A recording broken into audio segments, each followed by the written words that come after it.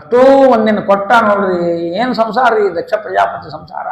27 ಮಂದಿನ ಚಂದ್ರ ಕೊಟ್ಬಿಟ್ಟ. ಅಶ್ವಿನಿ, ಭರಣಿ, ಕೃತಿಕಾ, ರೋಹಿಣಿ, ಓಸು ಎಲ್ಲ 27 ಹೆಣ್ಮಕ್ಳೇ ಅವರು, ನಕ್ಷತ್ರಗಳು ಕೊಟ್ಬಿಟ್ಟ. ಲಗ್ನ ಮಾಡ್ಬಿಟ್ಟ. ಅದರ ರೋಹಿಣಿ ಭಯಂಕರ ಚಂದ. ಆ ರೋಹಿಣಿ ಹಿಂದೆ ತಿರುಗಾಡ್ಲಿಕತ್ತೀವಿ ಚಂದ್ರ. 26 ಮಂದಿನ ಬಿಟ್ಬಿಟ್ಟ. ಬಿಟ್ಬಿಟ್ಟ ಅಂದ್ರೇನು, ಅಷ್ಟು ಪ್ರೀತಿ ತೋರಿಸಿಲ್ಲ ಅಂತ. ಡೈವರ್ಸ್ ಕೊಟ್ಟ ಅಂತಕೋಬಾರ್ದು. ಮತ್ತೆ ಬಿಟ್ಟು ಸುಮ್ಮನೆ ಇರಲಿ ಅಂತ ಹಿಂಗೆ ಇಟ್ಕೊಂಡ. ರೋಹಿಣಿ ಜೊತೆಗೆ ಭಾಳ ಅವು 26 ಮಂದಿ ಸಿಟ್ಟು ಬಂತು. ದಕ್ಷ ಪ್ರಜಾಪತಿ ಬಂದು ಕಂಪ್ಲೇಂಟ್ ಮಾಡಿದ್ರು. ಅಪ್ಪ ನೀನು ಕೊಟ್ಟಿ ಹಿಂಗೆ ಆಗ್ಯದ. ಆ ರೋಹಿಣಿ ಇದಾವಲ್ಲ ನಿಂತ್ರಿ ಚಂದ, ನಮ್ಮನ್ನು ನೋಡಾವಲ್ಲ. ಸಿಟ್ಟು ಬಂದ್ಬಿಡ್ತು ದಕ್ಷ ಪ್ರಜಾಪತಿಗೆ. ಕ್ಷಯರೋಗ ಬರೆಯನ್ನು ಶಾಪ ಕೊಟ್ಬಿಡು ಚಂದ್ರಗೆ, ಹಳೆಯಾಗಿ ಶಾಪ. ಇವರು ಮತ್ತು ತಪಸ್ಸು ಮಾಡಿ ಮಹಾದೇವರ ಅನುಗ್ರಹ ಮಾಡಿ 15 ದಿವಸ ಕ್ಷಯ, 15 ದಿವಸ ಪೂರ್ಣ, ಇವೆಲ್ಲ ಆಗ್ಯವ. ಶುಕ್ಲ ಪಕ್ಷ, ಕೃಷ್ಣ ಪಕ್ಷ, ಏನು ಕಥೆಗಳ್ರಿ ಪುರಾಣದಲ್ಲಿ. ಈ ರೀತಿಯಾಗಿ 27 ನಕ್ಷತ್ರ, 13 ಜನ ಕಶ್ಯಪರಿಗೆ ಕೊಟ್ಟು ಮದುವೆ ಮಾಡಿದ್ದಾರೆ. ಕಶ್ಯಪ ಋಷಿಗಳಿಗೆ ಆ ಕಶ್ಯಪ ಮಹಾನುಭಾವರಿಗೆ ಯಾರಿಗೂ ಗೋತ್ರ ಗೊತ್ತಿಲ್ಲ ಅಂದ್ರೆ ಕಾಶ್ಯಪ ಗೋತ್ರ ಹೇಳ್ಬೇಕಂತ.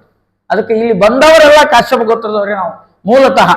ಆದರೆ ಆಮೇಲೆ ವಿಶ್ವಾಮಿತ್ರ, ವಸಿಷ್ಠ ಎಲ್ಲ ವ್ಯವಸ್ಥೆ ಬೇರೆ ಆಗಿದೆ. ಅದರ ಮೂಲ ಅವರೇ ಕಶ್ಯಪರು ಅಂತ. ಆ ಕಶ್ಯಪರ ಪತ್ನಿಯರು 13 ಜನ. ದಿತಿ, ಅದಿತಿ, ಧನು, ಕರ್ದ್ರು, ಕೀಕಸ, ವಿನತ, ತಾಮ್ರ, ಸುರಭಿ, ಅವರೆಲ್ಲ 13 ಜನ. ಅವರೆಲ್ಲ ಮಕ್ಕಳು. ದ್ವಿತೀಯ ಮಕ್ಕಳೆಲ್ಲ ದೈತ್ಯರು, ಅದ್ವಿತೀಯ ಮಕ್ಕಳೆಲ್ಲ ದೇವತೆಗಳು, ಧನುವಿನ ಮಕ್ಕಳು ದಾನವರು, ಸುರಭಿಯ ಮಕ್ಕಳು ಆಕಳ ಹಾಲು ಕೊಡುವಂತ ಪ್ರಾಣಿ ಪಕ್ಷಿಗಳು, ಸುರಸಾನ ಮಕ್ಕಳೆಲ್ಲ ಹಾವುಗಳು, ಕರ್ದ್ರೋನ್ ಮಕ್ಕಳೆಲ್ಲ ವಿಷಭರಿತವಾದ ಹಾವುಗಳು. ಹಾವುಗಳಲ್ಲಿ ಮತ್ತು ವ್ಯತ್ಯಾಸ ಏನು ಸಂಸಾರ ಬೆಳೀತು. ಅಂತಹ ಸಂದರ್ಭದಲ್ಲಿ ಏನಾಗಿದೆ ಜಗ, ಈ ದೈತ್ಯರಿಗೆ ದೇವತೆಗಳಿಗೆ ಆ ರೀತಿಯಾಗಿ. ದಿತಿಗೆ ಬಹಳ ಸಂತ. ಈ ದೇವತೆಗಳನ್ನ ಇಂದ್ರನ್ನು ಕೊಡಬೇಕು, ಇಂದ್ರ ಉಳಿಬಾರದು ಅನ್ನೋ ಕಾರಣಕ್ಕಾಗಿ ವ್ರತ ಮಾಡಿದ್ದಾಳೆ. ಆ ವ್ರತದಲ್ಲಿ ಏನೋ ಪಾಪ ಗರ್ಭ ಧಾರಣೆ ಮಾಡಿದ್ದಾಳೆ, ಮೂತ್ರ ಮಾಡಿ ಬಂದು ಕಾಲು ತಕೊಳ್ಳಿಲ್ಲ. ಹಾಗೆ ಇಂದ್ರ ಕಾಯ್ದೆ ಕತ್ತಿದ್ದ ಒಳಗೆ ಹೋಗಿ ಆ ಜೀವವನ್ನು ಹೊಡೆದು ಬಿಡಬೇಕು ಅಂತ ಹೇಳಿ. ಒಳಗೇನು ಭ್ರೂಣ ಇತ್ತು, ಆ ಭ್ರೂಣ ತುಂಡು ಮಾಡಿಬಿಟ್ಟ. ಅವೆಲ್ಲ ಒಳಗೆ ಅಷ್ಟು ತುಂಡಾಗಿ ಅಷ್ಟು ಕೂಸಾಗ್ಬಿಟ್ಟು ಹಳ್ಳಿ ಕತ್ಬಿಟ್ಟು ಓ ಅಂತ ಅವಳೋಣ. ಅಲ್ಲೇ ಬಂದ ಮೇಲೆ ಹೊಳ್ತಿರ್ತಾರೆ, ಹೊಟ್ಟೆಗಿದ್ದಾಗ ಹಳ್ಳಿ ಕತ್ತಿವು.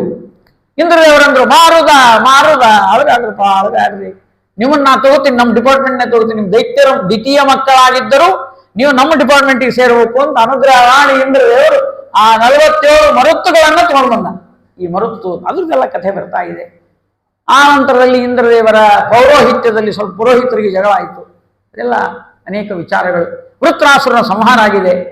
ವೃತ್ರಾಸುರನ ಸಂಹಾರ ಆದಾಗ ಅಲ್ಲಿ ಅನೇಕ ಘಟನೆಗಳು. ಆ ರೀತಿಯ ನಾರಾಯಣ ವರ್ಮ ಅಂತ ಒಂದು ಏನು ಅದ್ಭುತವಾದ್ದು ಭಾಗವತದಲ್ಲಿ ನೋಡಬೇಕು. ನಾರಾಯಣ ಈ ರೂಪದಲ್ಲಿ ನಮ್ಮನ್ನು ರಕ್ಷಣೆ ಮಾಡಲಿ, ರಕ್ಷತು. ಅದು ನಾರಾಯಣ ವರ್ಮ ಪಾರಾಯಣ ಮಾಡಿಬಿಟ್ರಿ ಅಂದ್ರೆ ಅನೇಕ ಕಷ್ಟಗಳ ಪರಿಹಾರ ಆಗ್ತಾ ಇದೆ ಅಂತ ಆ ನಾರಾಯಣ ವರ್ಮದ ಕಥೆಯನ್ನು ಹೇಳಿದರು. ಆ ನಂತರದಲ್ಲಿ ಪರೀಕ್ಷಿತ ರಾಜ ಒಂದು ಪ್ರಶ್ನೆ ಕೇಳ್ತಾ ಇದ್ದಾನೆ. ಸಮಪ್ರಿಯ ಸುರು ಬ್ರಹ್ಮನ್ ಭೂತಾನಾಂ ಭಗವಾನ್ ಸ್ವಯಂ ಇಂದ್ರಸ್ಯಾರ್ಥೇ ಕಥಂ ದೈತ್ಯಾನ್ ಅವಧಿ ದ್ವಿಷಮೋ ಯಥಾ. ಪರೀಕ್ಷಿತ ಅಂದ, ಶುಕಾಚಾರ್ಯರೇ, ಬ್ರಾಹ್ಮಣರೇ, ಬ್ರಹ್ಮನ್ ಅಂತ ನನಗೊಂದು ಪ್ರಶ್ನೆ ಇದೆ. ಆಯ್ತಪ್ಪ, ನೀನು ಪ್ರಶ್ನೆ ಕೇಳಬೇಕು, ನಾವು ಉತ್ತರ ಹೇಳಬೇಕು. ಪುರಾಣ ಅಂದ್ರೆ ಇದೆ, ಪ್ರಶ್ನೆ ಕೇಳಬೇಕು, ಉತ್ತರ ಹೇಳಬೇಕು. ಪ್ರಶ್ನೆ ಕೇಳದೆ ಉತ್ತರ ಅಲ್ಲ ಭಾಗವತ ಅಂದ್ರೆ. ಒಮ್ಮೆ ಅಲ್ಲ, ನಾವೇನೋ ಹೇಳ್ಕೊತ ಹೋಗ್ತಿರ್ತೀವಿ, ನೀವು ಕೇಳ್ಕೊಂಡು ಹೋಗ್ಬಿಡೋದು ಅಷ್ಟೇ. ಪ್ರಶ್ನೋತ್ತರ ಇಲ್ಲ ಅಂತ ಹೋಗೋದಾಡ್ರಿ. ಆದ್ರೆ ಪ್ರಶ್ನೆ ಕೇಳಬೇಕು ಅಂತಿದೆ. ಆದ್ರೆ ಪ್ರವಚನ ನಡೆದಾಗ ಪ್ರಶ್ನೆ ಕೇಳಬೇಡ್ರಿ. ಪ್ರವಚನ ನಡೆದಾಗ ಪ್ರಶ್ನೆ ಕೇಳಿದರೆ ಅವರಿಗೆ ನರಕ ಇದೆ ಅಂತ ಬರೆದಿದ್ದಾರೆ. ಅಡ್ಡಡ್ಡ ಪ್ರಶ್ನೆ ಕೇಳೋದು ಎದ್ ನಿಂತು ಏನು. ಯಾಕಂದ್ರೆ ಕಲಿಕಾಲದಲ್ಲಿ ಸಮಯ ಕಡಿಮೆ ಇರೋದೇ, ಸ್ವಲ್ಪ ಸಮಯ. ಅದರಲ್ಲಿ ನಾವು ಹೇಳ್ತಾ ಇರುವಾಗ ಡಿಸ್ಟರ್ಬೆನ್ಸ್ ಆಗ್ತದೆ. ಅದಕ್ಕೆ ಏನು ಮಾಡಿಬಿಟ್ರು ಅಂದ್ರೆ, ಪ್ರವಚನ ಮುಗಿದ ಮೇಲೆ ನೀವು ಪ್ರಶ್ನೆ ಕೇಳಬೇಕು. ಪ್ರಶ್ನೆ ಕೇಳಲಿಕ್ಕೆ ಅಧಿಕಾರ ಇದೆ ನಿಮಗೆ. ಅಧಿಕಾರ ಪ್ರಶ್ನೆ ಕೇಳಿಲ್ಲ ಅಂದ್ರೆ ಏನಾಗ್ತದೆ ಅಂದ್ರೆ ಎರಡು ಸಂಶಯ ಬರ್ತಾವ. ಒಂದು, ಕೇಳ್ಯಾರೋ ಇಲ್ಲೋ, ಏನ್ ನಿದ್ದೆ ಮಾಡ್ಯಾರೋ. ಪ್ರಶ್ನೆ ಬಂದಿಲ್ಲ ಅಂದ್ರೆ ಏನ್ ಮಾಡ್ಬೇಕು ತಿಳಿಯೋದಿಲ್ಲ. ಏನು ನಿದ್ದೆ ಮಾಡ್ಯಾರೋ, ಇವೆಲ್ಲ ಅನುಮಾನ ಬರ್ತದೆ. ಅದಕ್ಕೆ ಪ್ರಶ್ನೆ ಕೇಳಬೇಕು ಯಾವಾಗಲೂ. ಶಾಲೆಯಲ್ಲಿ ನಾವು ಹೇಳ್ತಿರ್ತೀವಿ, ಪ್ರಶ್ನೆ ಕೇಳ್ರಿ, ಎನಿ ಡೌಟ್ಸ್ ಹಿಂಗೆಲ್ಲ ಕೇಳ್ತಿರ್ತೀವಿ ನಾವು. ನಿಮ್ಗೆ ಗೊತ್ತಲ್ಲ, ನೀವು ಓದಿ ಬಂದಿರಲ್ಲ ಎಲ್ಲ ಕಾಲೇಜ್ನಾಗ. ಅವ್ರು ಸರ್ ಕೇಳ್ತಿರ್ತಾರೆ ಎಲ್ಲ ಮುಗಿದ್ಮೇಲೆ ಎನಿ ಡೌಟ್ಸ್ ಅಂತ. ಅವಾಗ ಒಬ್ಬ ನಿಂತು ನನಗೆ ಹೇಳಿದ, ಸರ್ ಒಂದೇ ಡೌಟ್, ನೀವು ಯಾಕೆ ಬರ್ತೀರಿ ನಮ್ಮ ಜೀವ ತಿನ್ಲಿಕ್ಕೆ? ಅದೇ ಡೌಟ್. ಪುರಾಣ ಯಾಕೆ ಹೇಳ್ತೀರಿ ಅದೇ ಡೌಟ್. ಅದೇ ಏನು ಮಾಡೋದು? ಹಂಗಲ್ಲ, ಆ ಡೌಟ್ಗಳನ್ನು ಕ್ಲಿಯರ್ ಮಾಡ್ಕೊಳ್ಬೇಕು, ಪ್ರಶ್ನೆ ಕೇಳಬೇಕು. ತದ್ವಿಧಿ ಪ್ರಣಿಪಾತೇನ ಪರಿಪ್ರಶ್ನೇನ ಸೇವೆಯ ಉಪದೇಕ್ಷಂತಿ ತೇ ಜ್ಞಾನಂ ಜ್ಞಾನಿನಃ ತತ್ವದರ್ಶಿನಃ. ಕೃಷ್ಣ ಹೇಳ್ತಾನೆ, ನಮಸ್ಕಾರ ಮಾಡಬೇಕು ಆಚಾರ್ಯರಿಗೆ, ನಮಸ್ಕಾರ ಮಾಡಿ ಗೌರವದಿಂದ ಸ್ವಾಮಿ ಒಂದು ಪ್ರಶ್ನೆ ಇದೆ ಉತ್ತರ ಹೇಳ್ರಿ ಅಂತ ಈ ಪ್ರಶ್ನೋತ್ತರಗಳು ಬೇಕು. ಪರೀಕ್ಷಿತರಾಗಿ ಪ್ರಶ್ನೆ ಕೇಳಿದ. ಏನು ಪ್ರಶ್ನೆ? ಸಮಃ ಪ್ರಿಯ ಸುಹೃದ್ಬ್ರಹ್ಮನ್, ದೇವರು ಸಮ ಅಂತ ಹೇಳ್ತಾರೆ, ಅವನಿಗೆ ಯಾರೂ ವ್ಯತ್ಯಾಸ ಇಲ್ಲ. ರಾಕ್ಷಸರು ಅಷ್ಟೇ, ದೇವತೆಗಳು ಅಷ್ಟೇ, ಜಗತ್ತಿನಲ್ಲಿರುವ ಸಕಲ ಜೀವರಾಶಿಗಳು ಒಂದೇ ಭಗವಂತನಿಗೆ ಸಮ ಹಾಗಿದ್ದಾನೆ. ಪ್ರಿಯ, ಎಲ್ಲರನ್ನು ಪ್ರೀತಿಸ್ತಾನೆ, ಯಾರ ಮೇಲೂ ದ್ವೇಷವಿಲ್ಲ ಅಂತ ಹೇಳ್ತಾರೆ ಅಂದ. ನಾನ್ ನಂಬೋದಿಲ್ಲ ಅಂದ. ಯಾಕಂದ್ರೆ ಇಂದ್ರನಿಗೋಸ್ಕರವಾಗಿ ದೈತ್ಯರನ್ನು ಸಂಹಾರ ಮಾಡಿದ್ನಲ್ಲ, ಇಂದ್ರನ ಕಡೆ ಯಾಕೆ ಪಕ್ಷಪಾತ ದೇವರಿಗೆ? ಇಂದ್ರ ಅಂದ್ರೆ ದೇವತೆಗಳು, ಅದಕ್ಕಾಗಿ ನಮ್ಮವರು ಅಂತ ಹೆಂಗ್ ಮಾಡ್ತೀರೋ, ದೈತ್ಯರೆಲ್ಲ ನಮ್ಮವರಲ್ಲ ಅಂತ ವಿಚಾರ ಮಾಡಿದ ದ್ವೇಷ ಮಾಡಿದಂಗೆ ಆಯ್ತಲ್ಲ. ಒಬ್ಬರಿಗೊಂದು ಇನ್ನೊಬ್ಬರಿಗೆ ಇನ್ನೊಂದು ಮಾಡೋದಾದ್ರೆ ದೇವರು ಅಲ್ಲ, ದೇವರಲ್ಲಿ ದೋಷ ಇದೆ. ಅದನ್ನೇ ನಮ್ಮ ಗುರು ಶ್ರೀ ವಿಠಲರು ವೈಷಮ್ಯ ನೈರ್ಗಣ್ಯ ಲೇಷವಿಲ್ಲದವರು ಪಾಸನದಂತೆ ಫಲಗಳಿವಿ ಶ್ರೀನಿವಾಸ ದಯಾನಿಧೆ ಭಾನುಕೋಟಿ ತೇಜ ಲಾವಣ್ಯ ಮೂರುತಿ ಶ್ರೀ ವೆಂಕಟೇಶನೇ ನಮೋ ನಮೋ ಶ್ರೀನಿವಾಸ ದಯಾನ್. ಎರಡು ಶಬ್ದ ಇಟ್ಟಿದ್ದಾರೆ, ನಮೋ ನಮೋ ಅಂತ ಒಂದು, ದಯಾನಿಧೆ ಅಂತ ಒಂದು. ಇವೆರಡರ ಮೇಲೆ ಇಡೀ ಅದ್ಭುತವಾದ ಆದಿತ್ಯ ಪುರಾಣ ಅಂತರ್ಗತವಾದ ವೆಂಕಟೇಶ ಮಹಾತ್ಮೆಯ ಸಾರವನ್ನು ಇಟ್ಟಿದ್ದಾರೆ. ಆದಿತ್ಯ ಪುರಾಣದಲ್ಲಿ ವೆಂಕಟೇಶ ಮಹಾತ್ಮೆ ಅಂತ ಇದೆ ಒಂದು. ನಾವೆಲ್ಲ ಈ ನಾಳೆ ಬಂತಲ್ಲ ವೈಶಾಖ ಮಾಸ ಲಗ್ನ ನವರಾತ್ರಿ, ಅಲ್ಲಿ ಹೇಳ್ತೀವಿ ಪುರಾಣ ಯಾವುದದು? ಭವಿಷ್ಯೋತ್ತರ ಪುರಾಣ. ಆ ಭವಿಷ್ಯೋತ್ತರ ಪುರಾಣ ಮಾತ್ರ ವೆಂಕಟೇಶ ಕಲ್ಯಾಣ ಹೇಳೋ ಸಂಪ್ರದಾಯ ನಮ್ಮಲ್ಲಿ ಅದ. ಯಾಕಿದೆ ಅಂದ್ರೆ ಅಲ್ಲಿ ನಮ್ಮ ಮನೆಯಲ್ಲಿ ಹೆಂಗೆ ಲಗ್ನ ಆಗ್ತಾವಲ್ಲ, ಬೀಗರು ಬರೋದು ಹೋಗೋದು, ಆ ವೆಂಕಟರಮಣ ಲಗ್ನನೂ ಹಂಗಾಗ್ಯಾರ. ಮೊದಲು ಅವ ಮಾಡ್ಕೊಂಡಾನ, ಆಮೇಲೆ ಈಗ ನಾವು ಮಾಡ್ಕೋತೀವಿ, ಇಷ್ಟೇ ವ್ಯತ್ಯಾಸ. ಎಲ್ಲರಿಗಿಂತ ಮೊದಲು ಅವನೇ ಮಾಡ್ಕೊಂಡಿದ್ದು ಕಲಿಯುವ ಪ್ರಾರಂಭದಲ್ಲಿ. ಅವನ ಮದುವೆ ಆದ ಮೇಲೆ ನಮ್ಮ ಮದುವೆಗಳನ್ನು ಹೆಂಗ್ ಮಾಡೋದು ಪುರೋಹಿತರು ಬರೆದಿಟ್ಟಾರೆ ಅಷ್ಟೇ. ಪುರೋಹಿತರನ್ನ ಸ್ವಂತ ಬರೀತಾರ, ಹಿಂಗ್ ಮಾಡ್ಬೇಕು ಹಂಗ್ ಮಾಡ್ಬೇಕು. ದೇವರು ಏನು ಮಾಡಿ ತೋರಿಸಿದ್ದಾನೆ ಅದನ್ನ ನಮ್ಮ ಆಚರಣೆಯಲ್ಲಿ ತಂದಿದ್ದಾರೆ. ಪುಣ್ಯವಾಚನ ಇವೆಲ್ಲ ಕ್ರಮಗಳು, ಎದುರುಗೊಳ್ಳೋದು ಎಲ್ಲ ಒಂದು ದೇವರು ಮಾಡಿದ್ದೇ ಅದೆಲ್ಲ. ಅದಕ್ಕೆ ಪುರೋಹಿತರ ಪಾತ್ರ ಬಹಳ ಇದೆ ನಮ್ಮಲ್ಲಿ. ಅದನ್ನು ಗಮನಿಸಬೇಕು ನಾವು. ಪುರೋಹಿತರ ಬಗ್ಗೆ ಬಹಳ ಗೌರವ ಇಡಬೇಕು. ಅವರು ತಾವೇ ಏನೋ ಸೃಷ್ಟಿ ಮಾಡ್ಕೊಂಡಿದ್ದಲ್ಲ, ದಕ್ಷಿಣೆಗಾಗಿ ಮಾಡಿದ್ದಲ್ಲ. ದೇವರ ಪ್ರೀತಿಯಾಗಲಿ, ಇವರಿಗೆಲ್ಲ ಶುಭವಾಗಲಿ ಅಂತ ಪ್ರಾಚೀನ ಪರಂಪರೆಯಿಂದ ಬಂದ ಸಂಪ್ರದಾಯ ಬದ್ಧವಾದ ಒಂದು ವ್ಯವಸ್ಥೆಯನ್ನ ನಮ್ಮ ಪುರೋಹಿತರು ಮಾಡಿದ್ದಾರೆ. ಈಗ ಪುರೋಹಿತ ಅನ್ನೋ ಶಬ್ದನೂ ತಿಳ್ಕೊಳ್ಬೇಕ್ರಿ ನಾವು. ಪೂ ಅಂದ್ರೆ ಏನು? ಪುರುಷ.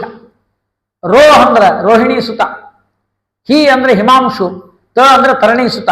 ಇವು 4 ಸೇರಿದ್ರೆ ಪುರೋಹಿತ. ತಿಳಿಲಿಲ್ರಿ ನಮಗೆ ಏನೇನು ಆಗ್ತದೆ. ಪುರುಷ ಅಂದ್ರೆ ಏನು ಅಂದ್ರೆ ಭಗವಂತ. ಪುರೋಹಿತನ ಒಳಗೆ ಭಗವಂತನ ವಿಶೇಷ ಸನ್ನಿಧಾನ. ತಾಯಿಯೊಳಗೆ ಹೆಂಗೆ ಸನ್ನಿಧಾನ ಇರ್ತದಲ್ಲ, ಮಾತೃದೇವೋಭವ, ಪಿತೃದೇವೋಭವ, ಆಚಾರ್ಯ ದೇವೋಭವ, ಜೊತೆಗೆ ಪುರೋಹಿತ ದೇವೋಭವ ಅಂತ ಇಟ್ಕೊಳ್ರಿ. ಆ ಪುರೋಹಿತನ ಒಳಗೆ ದೇವರ ಸನ್ನಿಧಾನ ಇರ್ತದೆ. ಈ ತಾಯಿಯೊಳಗೂ ದೇವರ ಸನ್ನಿಧಾನ ಇದೆ, ತಂದೆಯೊಳಗೂ ಇದೆ. ಅದಕ್ಕೆ ನಮ್ಮಲ್ಲಿ ತಪ್ಪು ಅರ್ಥ ಮಾಡ್ಕೊಳ್ಬಾರ್ದು. ಕೆಲವರೆಲ್ಲ ಕನ್ನಡ ಸಂಸ್ಕೃತ ಬರದೇ ಇರೋರು ಏನ್ ಮಾಡ್ತಾರೆ ಅಂದ್ರೆ ಮಾತೃದೇವೋಭವ, ತಾಯಿಯೇ ದೇವರು ಬರೆದು ಬಿಡೋದು. ಹಿಂಗೆ ಅನುವಾದ ಬಹಳ ಕೆಟ್ಟರೆ ಅದು. ಟ್ರಾನ್ಸ್ಲೇಟರ್ಸ್ ಆರ್ ಟ್ರೇಟರ್ಸ್ ಅಂತ ಇಂಗ್ಲಿಷ್ನಲ್ಲಿ ಹೇಳ್ತಾರೆ.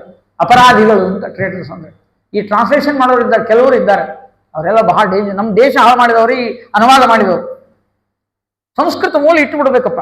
ತಿಳಿಲಾರ್ದವ್ರು ಬಂದು ಕೇಳ್ತಾರ. ತಿಳಿಲಾರ್ದವರು ಸಂಸ್ಕೃತ ತಿಳಿಲಿಲ್ಲ ಅಂದ್ರೆ ನಮ್ಮನ್ನು ಭೇಟಿ ಆಗ್ಬೇಕು. ಆಚಾರನ ಭೇಟಿಯಾಗಿ ಏನ್ರಿ ಆಚಾರ ಮಾತ್ರ ದೇವೋಹ ಅಂದ್ರೆ ಏನ್ರಿ? ನಾವು ಹೇಳ್ತೀವಿಲ್ಲ, ಓದಿದ್ದೀವಿಲ್ಲ, ನಾವು ಅಭ್ಯಾಸ ಮಾಡಿವಿಲ್ಲ, ನಮ್ಮ ಹತ್ರ ಬರೋದೇ ಇಲ್ಲ. ಪೇಪರ್ ಓದಿ ಬಿಡೋದು. ರಾಯಚೂರು ವಾಣಿ, ವಿಜಯ ಕರ್ನಾಟಕ ಹಿಂಗೆ ತೆಗೆದು ಅದ್ರಾಗ ಯಾವನೋ ಬರ್ದಿರ್ತಾನ ಮಾತೃದೇವೋ, ತಾಯಿಯೇ ದೇವರು, ತಂದೆಯೇ ದೇವರು. ಅದನ್ನು ಪ್ರಮಾಣ ಅಂತ ತಿಳ್ಕೊಂಡ್ಬಿಡುದು. ಬುಕ್ಕು ಪ್ರಮಾಣ ಆಗೋದಿಲ್ಲ, ಇದನ್ನು ತಿಳ್ಕೊಡ್ರಿ ತಲೆಯೊಳಗೆ. ಜಡ ವಸ್ತುದು ಒಂದು ಪುಸ್ತಕ ಅಂದ್ರೆ ಜಡ, ಅದು ಮಾತಾಡುವುದಿಲ್ಲ. ಮಾತಾಡುವವರನ್ನ ಪ್ರಶ್ನೆ ಮಾಡಬೇಕೇ ಹೊರತು ಮಾತಾಡದೇ ಇರುವ ಪುಸ್ತಕಗಳನ್ನ ಅನುಕರಣೆ ಮಾಡಬಾರ್ದು. ಪುಸ್ತಕದ ವಿದ್ಯೆ ಅಂದ್ರೂ ಒಂದೇ, ತಾಳಿ ಇಲ್ಲದ ಹೆಂಡತಿ ಅಂದ್ರೂ ಒಂದೇ. ಈಕೆ ನನ್ನ ಹೆಂಡತಿ ಅಂದ್ರು, ಹೌದಾ? ಮತ್ತು ತಾಳಿ ಇಲ್ಲಲ್ರಿ? ತಾಳಿ ಇಲ್ಲ, ಆದ್ರೆ ನಾನು ಹೆಂಡತಿ ಅಂದ್ರೆ ಏನು? ಇಟ್ಕೊಂಡವನೋ ಕಟ್ಕೊಂಡವನೋ? ಬರ್ತೋದಿಲ್ಲ, ಡೌಟ್ ಬರ್ತೋದಿಲ್ಲ. ಸಂಪ್ರದಾಯಬದ್ಧವಾಗಿ ತಾಳಿ ಕಟ್ಕೋಬೇಕು, ಅದು ಒಂದು ಪದ್ಧತಿ. ನಮಗೆ 6-7 ಶನಿವಾರ, ನಿನ್ನೆ ಹೇಳಿದ್ದಾರೆ ದಾರ, ಅವ್ರಿಗೊಂದು ಮಂಗಳಸೂತ್ರ ದಾರ, ನಮಗೊಂದು 6-7 ಶನಿವಾರ. ಇದು ಕ್ರಮ, ಪದ್ಧತಿ ಅದು. ಅದಿಲ್ಲ, ಯಾವೂ ಇಲ್ಲ. ಆಕಿನ ಹೆಂಡತಿ ತಿಳ್ಕೊತೀನಿ ಅಂದ್ರೆ ಎಷ್ಟು ಅಪರಾಧವೋ ಪುಸ್ತಕ ಓದಿನಿ ಪಂಡಿತ ಆಗಿನಿ ಅಂದ್ರೆ ಅಷ್ಟೇ ಅಪರಾಧ. ಪುಸ್ತಕ ಓದಬಾರದು, ಗುರುಗಳ ಹತ್ರ ಹೋಗ್ಬೇಕು. ಶಿಷ್ಯಸ್ತೇಹಂ ಸಾಧಿಮಾಂ ತ್ವಾಂ ಪ್ರಪನ್ನಂ, ನಾನು ನಿಮ್ಮ ಶಿಷ್ಯನಾಗಿದ್ದೇನೆ ಗುರುಗಳೇ, ನಿಮ್ಮ ಪಾದಕ್ಕೆ ಬಿದ್ದಿದ್ದೇನೆ, ನನಗೆ ಅರ್ಥ ಹೇಳ್ರಿ ಅಂತ ಹೇಳೋ ತನಕನೂ ವಿದ್ಯೆ ಅಲ್ಲದು. ಇವತ್ತು ನಮಗೇನಾಗಿದೆ, ಪೇಪರ್ ವಿದ್ಯಾ, ಟಿವಿ ವಿದ್ಯಾ, ಯೂಟ್ಯೂಬ್ ವಿದ್ಯಾ, ಎಲ್ಲಿ ಇದೆ ಏನು ಬಂತು ಅದನ್ನು ಕೇಳ್ಕೊತ ಹೋಗಿ ಅವರು ಮತ್ತೆ ಪ್ರಶ್ನೆ ಕೇಳಲಿಕ್ಕಿರೋದೇ ಇಲ್ಲ. ಅವರು ಇದನ್ನು ಬಹಳ ಗಂಭೀರವಾಗಿ ಹೇಳ್ತಾ ಇದ್ದೇನೆ, ಏನೋ ಸುಮ್ಮನೆ ಭಾಗವತ ಹೇಳೋದ್ರಿಂದ ಇದನ್ನು ಹೇಳ್ತಾರಂತ ನೀವು ತಿಳ್ಕೊಳ್ಬೇಡಿ. ಜೊತೆಗೆ ಶುಕಾಚಾರ ಕೂತಿದ್ದಾರೆ ಎದುರಿಗೆ, ಪರೀಕ್ಷಿತ ಕೇಳ್ತಾ ಇದ್ದಾನೆ, ನೋಡಿ ಇಲ್ಲಿ ಪ್ರತ್ಯಕ್ಷವಾಗಿ. ಯಾಕ್ರಿ ಪೇಪರ್ನ ಟಿವಿಯ ನೋಡ್ಬೋದಾಗಿತ್ತಲ್ಲ, ಪರೀಕ್ಷಿತ ರಾಜ ಹೇಳ್ಬೋದಾಗಿ, ನಮ್ಗೆ 7 ದಿವಸ ಟೈಮ್ ಅದ್ರಿ, ಸುಮ್ಮನೆ ನೀವು ನೆಟ್ ಮೂಲಕ ಕಳಿಸಿಬಿಟ್ರಿ, ಸುಮ್ಮನೆ ಅಲ್ಲೇ ನಾವು ಯೂಟ್ಯೂಬ್ದಾಗೆ ನೋಡಿಬಿಡ್ತೀವಿ ಅಂದ್ರೆ ಅದು ಯೂಟ್ಯೂಬ್, ಮೈ ಟ್ಯೂಬ್ ಅಲ್ಲ, ಅದು ಮೈ ಟ್ಯೂಬ್ ಅಲ್ಲ, ಯೂಟ್ಯೂಬ್. ನೀ ತಿಳ್ಕೊಂಡು ಟ್ಯೂಬ್ ಅಷ್ಟೇ, ಅದು ನಾ ತಿಳ್ಕೊಂಡು ಟ್ಯೂಬ್ ಅಲ್ಲ. ಏನು ಅರ್ಥ ಇದೆ ನಮ್ಮಲ್ಲಿ, ಬಹಳ ಪ್ರಾಚೀನ ಪರಂಪರೆ. ನಾವೆಲ್ಲ ಅರ್ಥ ಮಾಡಿಕೊಂಡಾಗ ಪ್ರಶ್ನೆ ಉತ್ತರಗಳು ಯಾವಾಗಲೂ ಗುರು ಶಿಷ್ಯ ಸಂಬಂಧದಲ್ಲಿ ಬರಬೇಕಪ್ಪ. ಹೇಳಿದ ಪರೀಕ್ಷಿತ ರಾಜ ಸ್ವಾಮಿ ದೇವರು ಸಮ ಅಂತ ಅಂತಾರೆ, ಅವನು ದ್ವೇಷ ಮಾಡುವುದಿಲ್ಲ ಯಾರನ್ನು ಅಂತಾರೆ, ನಾನು ನಂಬುವುದಿಲ್ಲ ಅಂದ್ಬಿಟ್ಟ. ನೀವು ಸರಿಯಾಗಿ ನಮ್ಗೆ ತಿಳಿಸಿ ಹೇಳಬೇಕು. ಆವಾಗ ಶುಕಾಚಾರ ಹೇಳಿದ್ರು, ಧರ್ಮರಾಜ ಇದೇ ಪ್ರಶ್ನೆಯನ್ನು ನಾರದರಿಗೆ ಕೇಳಿದ. ಮಹಾಭಾರತದಲ್ಲಿ ಅದೇನು ಅಗ್ರ ಪೂಜೆ ಆಗಿತ್ತಲ್ಲ, ಅಲ್ಲಿ ಆ ಸಂದರ್ಭದಲ್ಲಿ ಶಿಶುಪಾಲನ ವಧ ಆಯಿತು. ಶಿಶುಪಾಲನ ತಲೆಯನ್ನು ಕತ್ತರಿಸಿ ಒಗೆದುಬಿಟ್ಟ ಕೃಷ್ಣ, ಅವನಿಗೆ ಮೋಕ್ಷ ಆಯ್ತಲ್ಲಿ. ಅವನ ಜೀವ ಭಗವಂತನ ಪಾದಾರವಿಂದಗಳಲ್ಲಿ ಸೇರಿದ್ದನ್ನ ಇಡೀ ಸಭೆಯಲ್ಲಿ ನೋಡಿದ್ದಾರೆ. ಧರ್ಮರಾಜನಿಗೆ ಸಂಶಯ. ಬೈದವನನ್ನು ಉದ್ಧಾರ ಮಾಡಿದ್ರಲ್ರಿ, ನಿಂದೆ ಮಾಡಿದವನನ್ನು ಮೋಕ್ಷಕ್ಕೆ ಕರ್ಕೊಂಡು ಹೋದ್ರಿ. ಹಂಗಾರೆ ಯಾವ ಧರ್ಮ? ಬೈಯೋದೆ ಶ್ರೇಷ್ಠ ಅಂತ ಆಯ್ತಲ್ಲ. ಇಷ್ಟೆಲ್ಲ ಯಾಕೆ ಪುರಾಣ ಕೇಳೋದು? ಆಚಾರ್ಯ ನಾಳಿಂದ ನಿಮ್ಮ ಪುರಾಣನೂ ಬೇಡ, ನಿಮ್ಮ ಪ್ರವಚನ ಬೇಡ. ಶಿಶುಪಾಲ ಬೈದಂಗೆ ಮುಂಜಾನಿಂದ ಸಂಜೆಗೆ ದೇವರನ್ನು ಬೈತೀವಿ. ಈಗೂ ಬೈಲಿಕ್ಕೆ ಹತ್ತೀವಿ, ಈಗೂ ಬೈತಿರ್ತೀವಿ. ರಗಡ್ ತ್ರಾಸಾಗಿರ್ತದೆ ಸಂಸಾರದಾಗ. ಏನು ತಗೊಂಡು ಏನು ಮಾಡೋದು? ಕುಲದೇವರನ್ನು ಮಾಡಿದ್ವಿ, ನವರಾತ್ರಿನೂ ಮಾಡಿದ್ವಿ, ಮನೆಯೊಳಗೆ ನಮ್ಮ ಹಿರಿಯರ ಸಂಪ್ರದಾಯ ಏನಿದ್ರು ಎಲ್ಲ ಮಾಡಿದ್ವಿ. ಏನಾಗ್ಯದ? ಏನೇನಾಗಿಲ್ಲ. ಪಾಪ ಹೆಣ್ಮಕ್ಳು ಅಂತೂ ಭಾಳ ಬೈತಿರ್ತಾರೆ, ಅವ್ರಿಗೆ ಭಯಂಕರ ಆಸೆಗಳು ಇರ್ತಾವ. ಲಟ್ಟಿ ದೇವರಿಗೆ ಹಂಗೆ ಮುರಿದು ಬಿಡ್ತಾರೆ. ಕೂತಾನ ಕಲ್ಲಾಗಿ ನಮ್ಮ ಪಾಲಿಗೆ 2 ದೀಪ ಹಚ್ಚಿದ್ರು ಅಷ್ಟೇ. ನಾಳೆ 33 ಅಧಿಕ ಮಾಸ ಬಂತಲ್ಲ, 33 ದೀಪ ಹಚ್ತಾರೆ. 1 ದೀಪನೂ ನಮಗೆ ಇಲ್ಲ. ತಗೊಂಡು ಏನು ಮಾಡೋದು? ಎಲ್ಲರೂ ಬೈತಾರೆ. ಮತ್ತೆ ಈಗ ಬೈಕೋತ ಇದ್ದಾರ. ಶಿಶುಪಾಲಂದೇ ಖರೆ ಆಗಿದ್ರೆ ಇನ್ನೆಷ್ಟು ಬೈಯೋಣ, ಮೋಕ್ಷ ಆಗಲಿ. ಅಧಿಕ ಮಾಸ 33 ಸಲ ದೇವರನ್ನ ಬೈಯೋದಪ್ಪ, ಮೋಕ್ಷಕ್ಕೆ ಹೋಗ್ಬಿಡುದು. ಹಿಂಗೆ ಪ್ರಶ್ನೆ ಬರ್ತದೆ ಅಂತ ನಾರದರು. ಏನು ಏನು ಎಂಥ ಸಂದರ್ಭ ಅಂದ್ರೆ, ಇವತ್ತು ನಾವು ಪ್ರತಿನಿತ್ಯ ಒದ್ದಾಡುವಂತಹ ಸ್ಥಿತಿಯನ್ನೇ ಭಾಗವತದಲ್ಲಿ ಹೇಳಿದ್ದಾರೆ. ದೇವರಂದ್ರೆ ಏನು? ಅವನಲ್ಲಿ ದೋಷಗಳಿವೆ. ಒಬ್ಬರಿಗೊಂದು ಮಾಡ್ತಾನೆ, ಇನ್ನೊಬ್ಬರಿಗೆ ಇನ್ನೊಂದು ಮಾಡ್ತಾನೆ. ಆದ್ದರಿಂದ ದೇವರನ್ನು ನಂಬುವುದಿಲ್ಲ ಅನ್ನೋ ಮಟ್ಟಕ್ಕೆ ಪ್ರಶ್ನೆಯನ್ನು ಕೇಳಿದ್ದಾರೆ. ಅವಾಗ ವೈಷಮ್ಯ ನೈರ್ಗಣ್ಯ ಲೇಷವಿಲ್ಲದೆ, ಭಗವಂತನಿಗೆ ವೈಷಮ್ಯ ಇಲ್ಲ, ನೈರ್ಗಣ್ಯ ಇಲ್ಲ ಅಂತ ತಿಳಿಸುವುದಕ್ಕಾಗಿ ನರಸಿಂಹಾವತಾರದ ಕಥೆಯನ್ನ ಹೇಳ್ತಾ ಇದ್ದಾರೆ. ಜಯ ವಿಜಯರು ವೈಕುಂಠದಲ್ಲಿ ಇದ್ದಾಗ ಸನಕಾದಿಗಳು ಬಂದಿದ್ದಾರೆ. ಅವರನ್ನು ದಾರಿ ಬಿಡಲಿಲ್ಲ ಅನ್ನೋ ಕಾರಣಕ್ಕೆ ಶಾಪ ಬಂತು. ಶಾಪ ಬಂದು ಕೂಡಲೇನೆ ಜಯ ವಿಜಯರು ಕೇಳ್ತಾ ಇದ್ದಾರೆ, ಸ್ವಾಮಿ ನಮ್ಗೆ ಉದ್ಧಾರ ಮಾಡ್ರಿ. ನಮ್ಮ ನಾರಾಯಣ ಅಂದ, ಬ್ರಾಹ್ಮಣರನ್ನು ತಡಬಾರ್ದಪ್ಪ, ಅವರ ಶಾಪ ಬಹಳ ಕೆಟ್ಟ. ಅವರ ಶಾಪವನ್ನು ನಾನು ಸುಳ್ಳು ಮಾಡೋದಿಲ್ಲ. ನೀವು 3 ಜನ್ಮ ರಾಕ್ಷಸರಾಗಿ ಬರಲೇಬೇಕು. ಆದ್ರೆ ನಾನು ನಿಮಗೆ ಉದ್ಧಾರ ಮಾಡೋದೇನು ಅಂದ್ರೆ, ನಿಮ್ಮನ್ನು ಸಂಹಾರ ಮಾಡೋದೇ ಉದ್ಧಾರ ಅಂದ್ಬಿಟ್ಟು ಪರಮಾತ್ಮ. ಅದು ದೊಡ್ಡ ಭಾಗ್ಯ ಅಂದ್ರೆ ಅವ್ರು ಜಯ ವಿಜಯರು. ಅವ್ರು ಹಂಗಂದ್ರು. ನಾವೇನಂದ್ವಿ, ಏನು ನರಸಿಂಹದೇವ್ರಿ, ಏನು ವರಾಹದೇವ್ರಿ, ಹಿಂಗೆ ಮಾಡ್ಬೇಕ? ಇಷ್ಟು ದ್ವೇಷ ಯಾಕೆ ಪರಮಾತ್ಮನಿಗೆ ಅಂತ ನಮ್ಮ ತಲೆಯಲ್ಲಿ ಬರ್ತದೆ.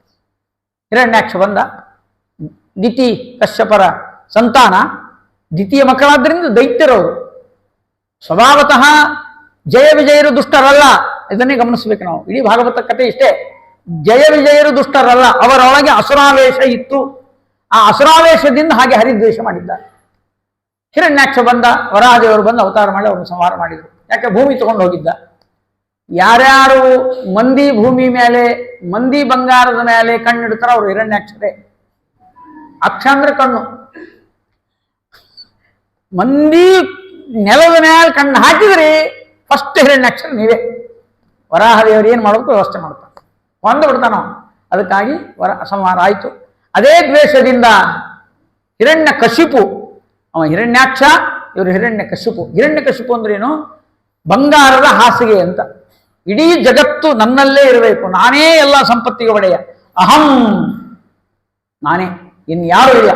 ನನ್ನ ಬಿಟ್ಟರೆ ಮತ್ಯಾರು ಈ ಜಗತ್ತಿನ ಒಡೆಯರಿಲ್ಲ ಅಂತ ಸಾಧಿಸಿದವ.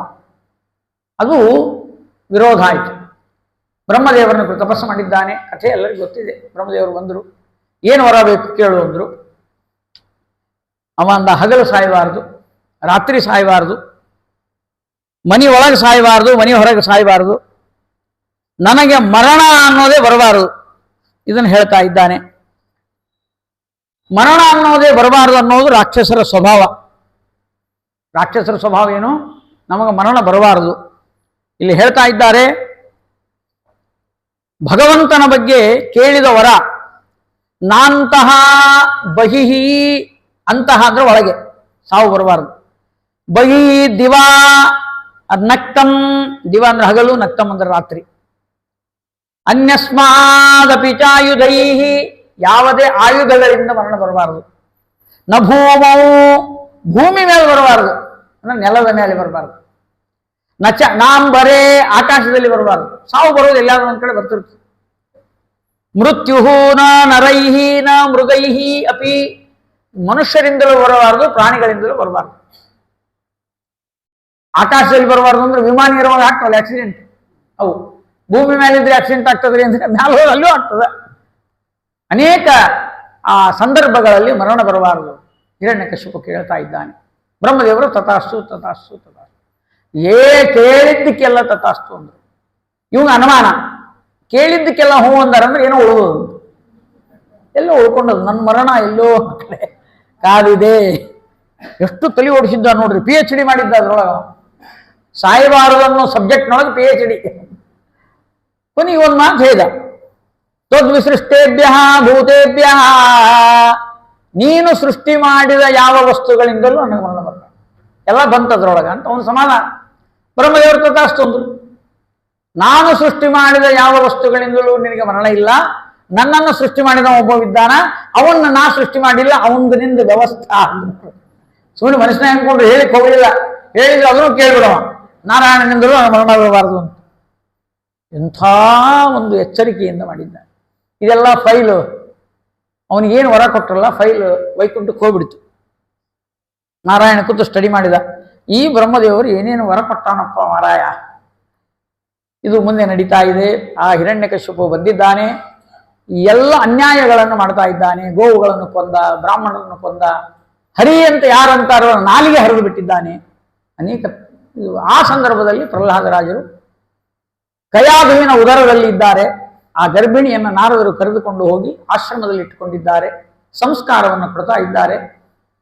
ತಾಯಿಯ ಉದರದಲ್ಲಿರುವಾಗೇನೆ 9 ತಿಂಗಳವರೆಗೆ ವಿಶೇಷವಾಗಿರತಕ್ಕಂಥ ತತ್ವಜ್ಞಾನದ ಸಂಸ್ಕಾರ ನಾರದರಿಂದ ಪ್ರಹ್ಲಾದರಾಜರಿಗೆ ಬಂತು. ಪ್ರಹ್ಲಾದರಾಜರು ಗರ್ಭದಲ್ಲಿರುವಾಗೇನೆ ಅದನ್ನು ಗ್ರಹಣ ಮಾಡಿದ್ರು ಅಂದ್ರೆ ನಮಗೆ ನಂಬಲಿಕ್ಕೆ ಆಗೋದಿಲ್ಲ. ಕೂಸು ಪುರಾಣ ಕೇಳಿದ್ದನ್ನು ತಲೆಗೆ ಇಟ್ಟುಕೊತದ ಅಂತ ಹೇಳಿಕ್ ಬರುವುದಿಲ್ಲ. ದೊಡ್ಡವರಾದ್ಮೇಲೆ ನಮ್ಗೆ ತಲೆ ಉಳಂಗಿಲ್ಲ. ಇಷ್ಟಾಗಿ ಕಲಿ ಬರಗ ಕೂತೀವಿಲ್ಲ ನಾವೆಲ್ಲ.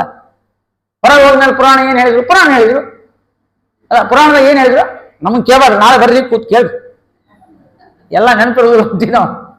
ಈಗ ಕೇಳಿದ್ದೆ ಈಗ ನೆನಪಿರೋದಿಲ್ಲ. 50-60 ವರ್ಷ ಸ್ವಾಮಿಗಳ ಬಾಯಿನಿಂದ, ಅವರಿಂದ ಇವರಿಂದ ಪಂಡಿತರಿಂದ ಎಲ್ಲರಿಂದ ಕೇಳಿರ್ತಾರೆ. ಆಮೇಲೆ ಆಚಾರ್ಯ ಯಾಕೋ ಹೊಸಾದ್ ಹೇಳಿದಂಗೆ ಕಾಣಿಸ್ತದಲ್ಲ ಅಂತ ಕೇಳಿದ್ದೆ. ಮತ್ತದು ಅದು ನಮ್ಮ ಪುಣ್ಯ, ನಮ್ಮ ಪುಣ್ಯ ಅದು. ನೀವು ಮರ್ತು ಹೋಗೋದು, ಯಾಕಂದ್ರೆ ನಾವು ಹೇಳಿದ್ದೆಲ್ಲ ನೆನ್ಪಿಟ್ಬಿಟ್ರೆ ಒಂದು ಭಾಳ ತ್ರಾಸ. ಮುಂದೆ ಹಿಂದಿನ ಸಲ ಹೇಳಿದ್ರಲ್ಲ ಅದನ್ನ ಹೇಳಿಕಿಟ್ಟಾರ ನೋಡಿ, ನಮ್ಗೆ ಗೊತ್ತಾಗ್ಬಿಡ್ತು. ನೀವು ಮರ್ತಾರೆ ನಮಗೆ ಭಾಳ ಚಲೋ, ಅವನೇ ಹೇಳಿಕ್ ಬರ್ತದ. ಮರು ಮಾಡ್ರಿ ಜೀವನದೊಳಗೆ. ಅದರ ಪ್ರಹ್ಲಾದರಾಜರಿಗೆ ಯಾವುದೂ ಮರೀಲಿಲ್ಲ. ಹೊರಗೆ ಬಂದಾಗ ಹಿರಣ್ಯಕಶಿಪಿಗೆ ಒಂದೊಂದಕ್ಕೂ ಉತ್ತರ ಕೊಟ್ಟಿದ್ದಾರೆ ಪ್ರಹ್ಲಾದರಾಜ. ಅವರ ಜ್ಞಾನ ಅದು ಅದ್ಭುತವಾಗಿ ಉಳಿದಿತ್ತು. ತಾಯಿಯ ಗರ್ಭದಲ್ಲಿರುವಾಗ ಇನ್ನೂ ತಲೆ ಬೆಳೆದಿಲ್ಲ, ಉಗುರು ಬೆಳೆದಿಲ್ಲ, ಕೈಕಾಲು ಬಂದಿಲ್ಲ, ಇರ್ತದೆ ನೋಡ್ರಿ ಅಲ್ಲೆಲ್ಲ ಆ ಸ್ಥಿತಿ. ಅಂಥದ್ರೊಳಗೇನೆ ಎಲ್ಲ ಜ್ಞಾನವನ್ನು ಇಟ್ಟುಕೊಂಡಿದ್ದಾರೆ ಅಂದ್ರೆ ಏನರ್ಥ ನಮ್ಗೆ ಗೊತ್ತಾಗೋದಿಲ್ಲ. ಭಾಗವತ ಓದೋರಿಗೆ ಇದು ತಿಳಿಯೋದಿಲ್ಲ. ತಾತ್ಪರ್ಯ, ಆಚಾರ್ಯರ ತಾತ್ಪರ್ಯ. ವಾಯುನಾಚ ಸಮಾವಿಷ್ಟ ಮಹಾಬಲ ಸಮನ್ವಿತ. ವಾಯುದೇವರ ವಿಶೇಷವಾದ ಆವೇಶ ಇರುವುದರಿಂದ ಪ್ರಹ್ಲಾದರಾಜರು ಏನು ಓದಿದ್ರು, ಏನು ಕೇಳಿದ್ರು, ಏನು ತಿಳ್ಕೊಂಡಿದ್ರು ಅದೆಲ್ಲ ತಲೆಯಲ್ಲಿ ಉಳಿದಿತ್ತು. ಇದು ಪ್ರಹ್ಲಾದರಾಜರ ವೈಭವ. ನಮಗೆ ಯಾಕೆ ತಲೆ ಉಳಿದಿಲ್ಲ ಅಂದ್ರೆ ನಮ್ಮಲ್ಲಿ ವಾಯುದೇವರ ಆವೇಶ ಇಲ್ಲ. ಆವೇಶ ಬರೋ ಹಂಗೆ ಮಾಡಬೇಕಾದ್ರೆ ಹನುಮಪ್ಪಗೆ ನಮಸ್ಕಾರ ಮಾಡಬೇಕು. ದಿವಸ ಆಗಲಿಲ್ಲ ಅಂದ್ರೆ ಪ್ರತಿ ಶನಿವಾರನ ಗಾಜಿಗಾರಪೇಟೆ ಹನುಮಪ್ಪಗೆ ಬಂದು ಹಣಿ ಮಣಿಬೇಕು. ಬಿಡುವೆ ನೇನಯ್ಯ ಹನುಮ, ಬಿಡುವೆ ನೇನಯ್ಯ, ಬಿಡುವೆ ನೇನೋ ಹನುಮ, ನಿನ್ನ ಅಡಿಗೆ ಶಿರವ ಕಟ್ಟಿ ದೃಢಭಕ್ತಿ ಸುಜ್ಞಾನವನ್ನು ಕೊಡೋ ತನಕ ಸುಮ್ಮನೆ ಬಿಡುವನೇನಯ್ಯ ಅನ್ನೋದಕ್ಕೆ ಹನುಮಪ್ಪ. ನಾವು ಬಿಡುವಾರದಿ ಹನುಮಪ್ಪನ ಅಡಿಗಳಿಗೆ ಶಿರವ ಕಟ್ಟಿ, ನಿನ್ನ ಅಡಿಗಳಿಗೆ ನಮ್ಮ ಶಿರವನ್ನು ಕಟ್ಟಿ ಅಂದ್ರು. ನಾವು ಇನ್ನೊಂದು ಮಾಡಿದ್ವಿ, ನಾವು ವೈಷ್ಣವರು ಭಯಂಕರ ಶಾಣೆರು, ದೇವರ ಹನುಮನ್ ದೇವ್ರ ತಲೆನೇ ಹಿಡಿದು ಬಿಡ್ತೀವಿ ನಾವು. ಎಂದು ಪಾದ ಹಿಡಿದು ಗೊತ್ತೇ ಇಲ್ಲ ನಮಗೆ. ನೋಡಿದ್ರಿಲ್ಲ, ಈಗ ತಲೆ ಹಿಡಿದಿಲ್ಲ. ಎಲ್ಲ ಆಚಾರರು ಸ್ವಾಮಿಗಳು ಪೂಜೆ ಹಿಡಿದು ಬಿಡ್ತಾರೆ. ನಾ ಅಂದೆ ತಲೆ ಹಿಡಿದು ಹೇಳ್ರಿ ಇಂದು. ಹೌದು, ನಾವು ತಲೆ ಹಿಡಿಯೋರೆ. ತಲೆ ಅಂದ್ರೆ ವಿಚಾರ ಅಂತ. ಮಧ್ವಾಚಾರ್ಯರ ಪದ್ಧತಿಯನ್ನು ಬಿಡದಾಡಿ ಬಿಟ್ಟು ಕೆಳದಾಡಿ ಅನ್ನೋ ಅಂಶದವರು ನಾವೆಲ್ಲ. ನಾವು ಹಾರೋರು ಅಂತಾರೆ. ನಮ್ಮ ಇತರ ಜಾತಿಯವರು ಹಾರೋರು ಅಂತಾರ. ಅಂದ್ರೆ ಹಾರೋರು, ಅಲ್ಲಿ ಮಡಿ, ಇಲ್ಲಿ ದಾರ, ಇಲ್ಲಿ ಒದ್ದಿ, ಇಲ್ಲಿ ನೀರು ಕಣ್ಣಂತೂ ಈಗಿಯೋದು. ಅದಕ್ಕೆ ನಾವು ಹಾರೋರು. ಈ ಹಾರಿ ಮಡಿ ಮಾಡಿ ಎಲ್ಲಿ ತನಕ ಹೋಗ್ತೀವಿ ಅಂದ್ರೆ ಕೊಯ್ಕುಂಟ ತನಕ ಹಾರೋರು. ಹಾರುವವನ ಮತ, ಹನುಮನ್ ದೇವರು ಹಾರೋರಿದ್ದಲ್ಲ, ಅವರ ಮತ ನಾವು ಹಾರೋರು. ಆದ್ದರಿಂದ ನಾವೆಲ್ಲರೂ ಕೂಡ ವಾಯುದೇವರ ತಲೆ ಬಿಡುವುದಿಲ್ಲ, ವಿಚಾರ ಬಿಡುವುದಿಲ್ಲ ಅಂತ ಅರ್ಥ.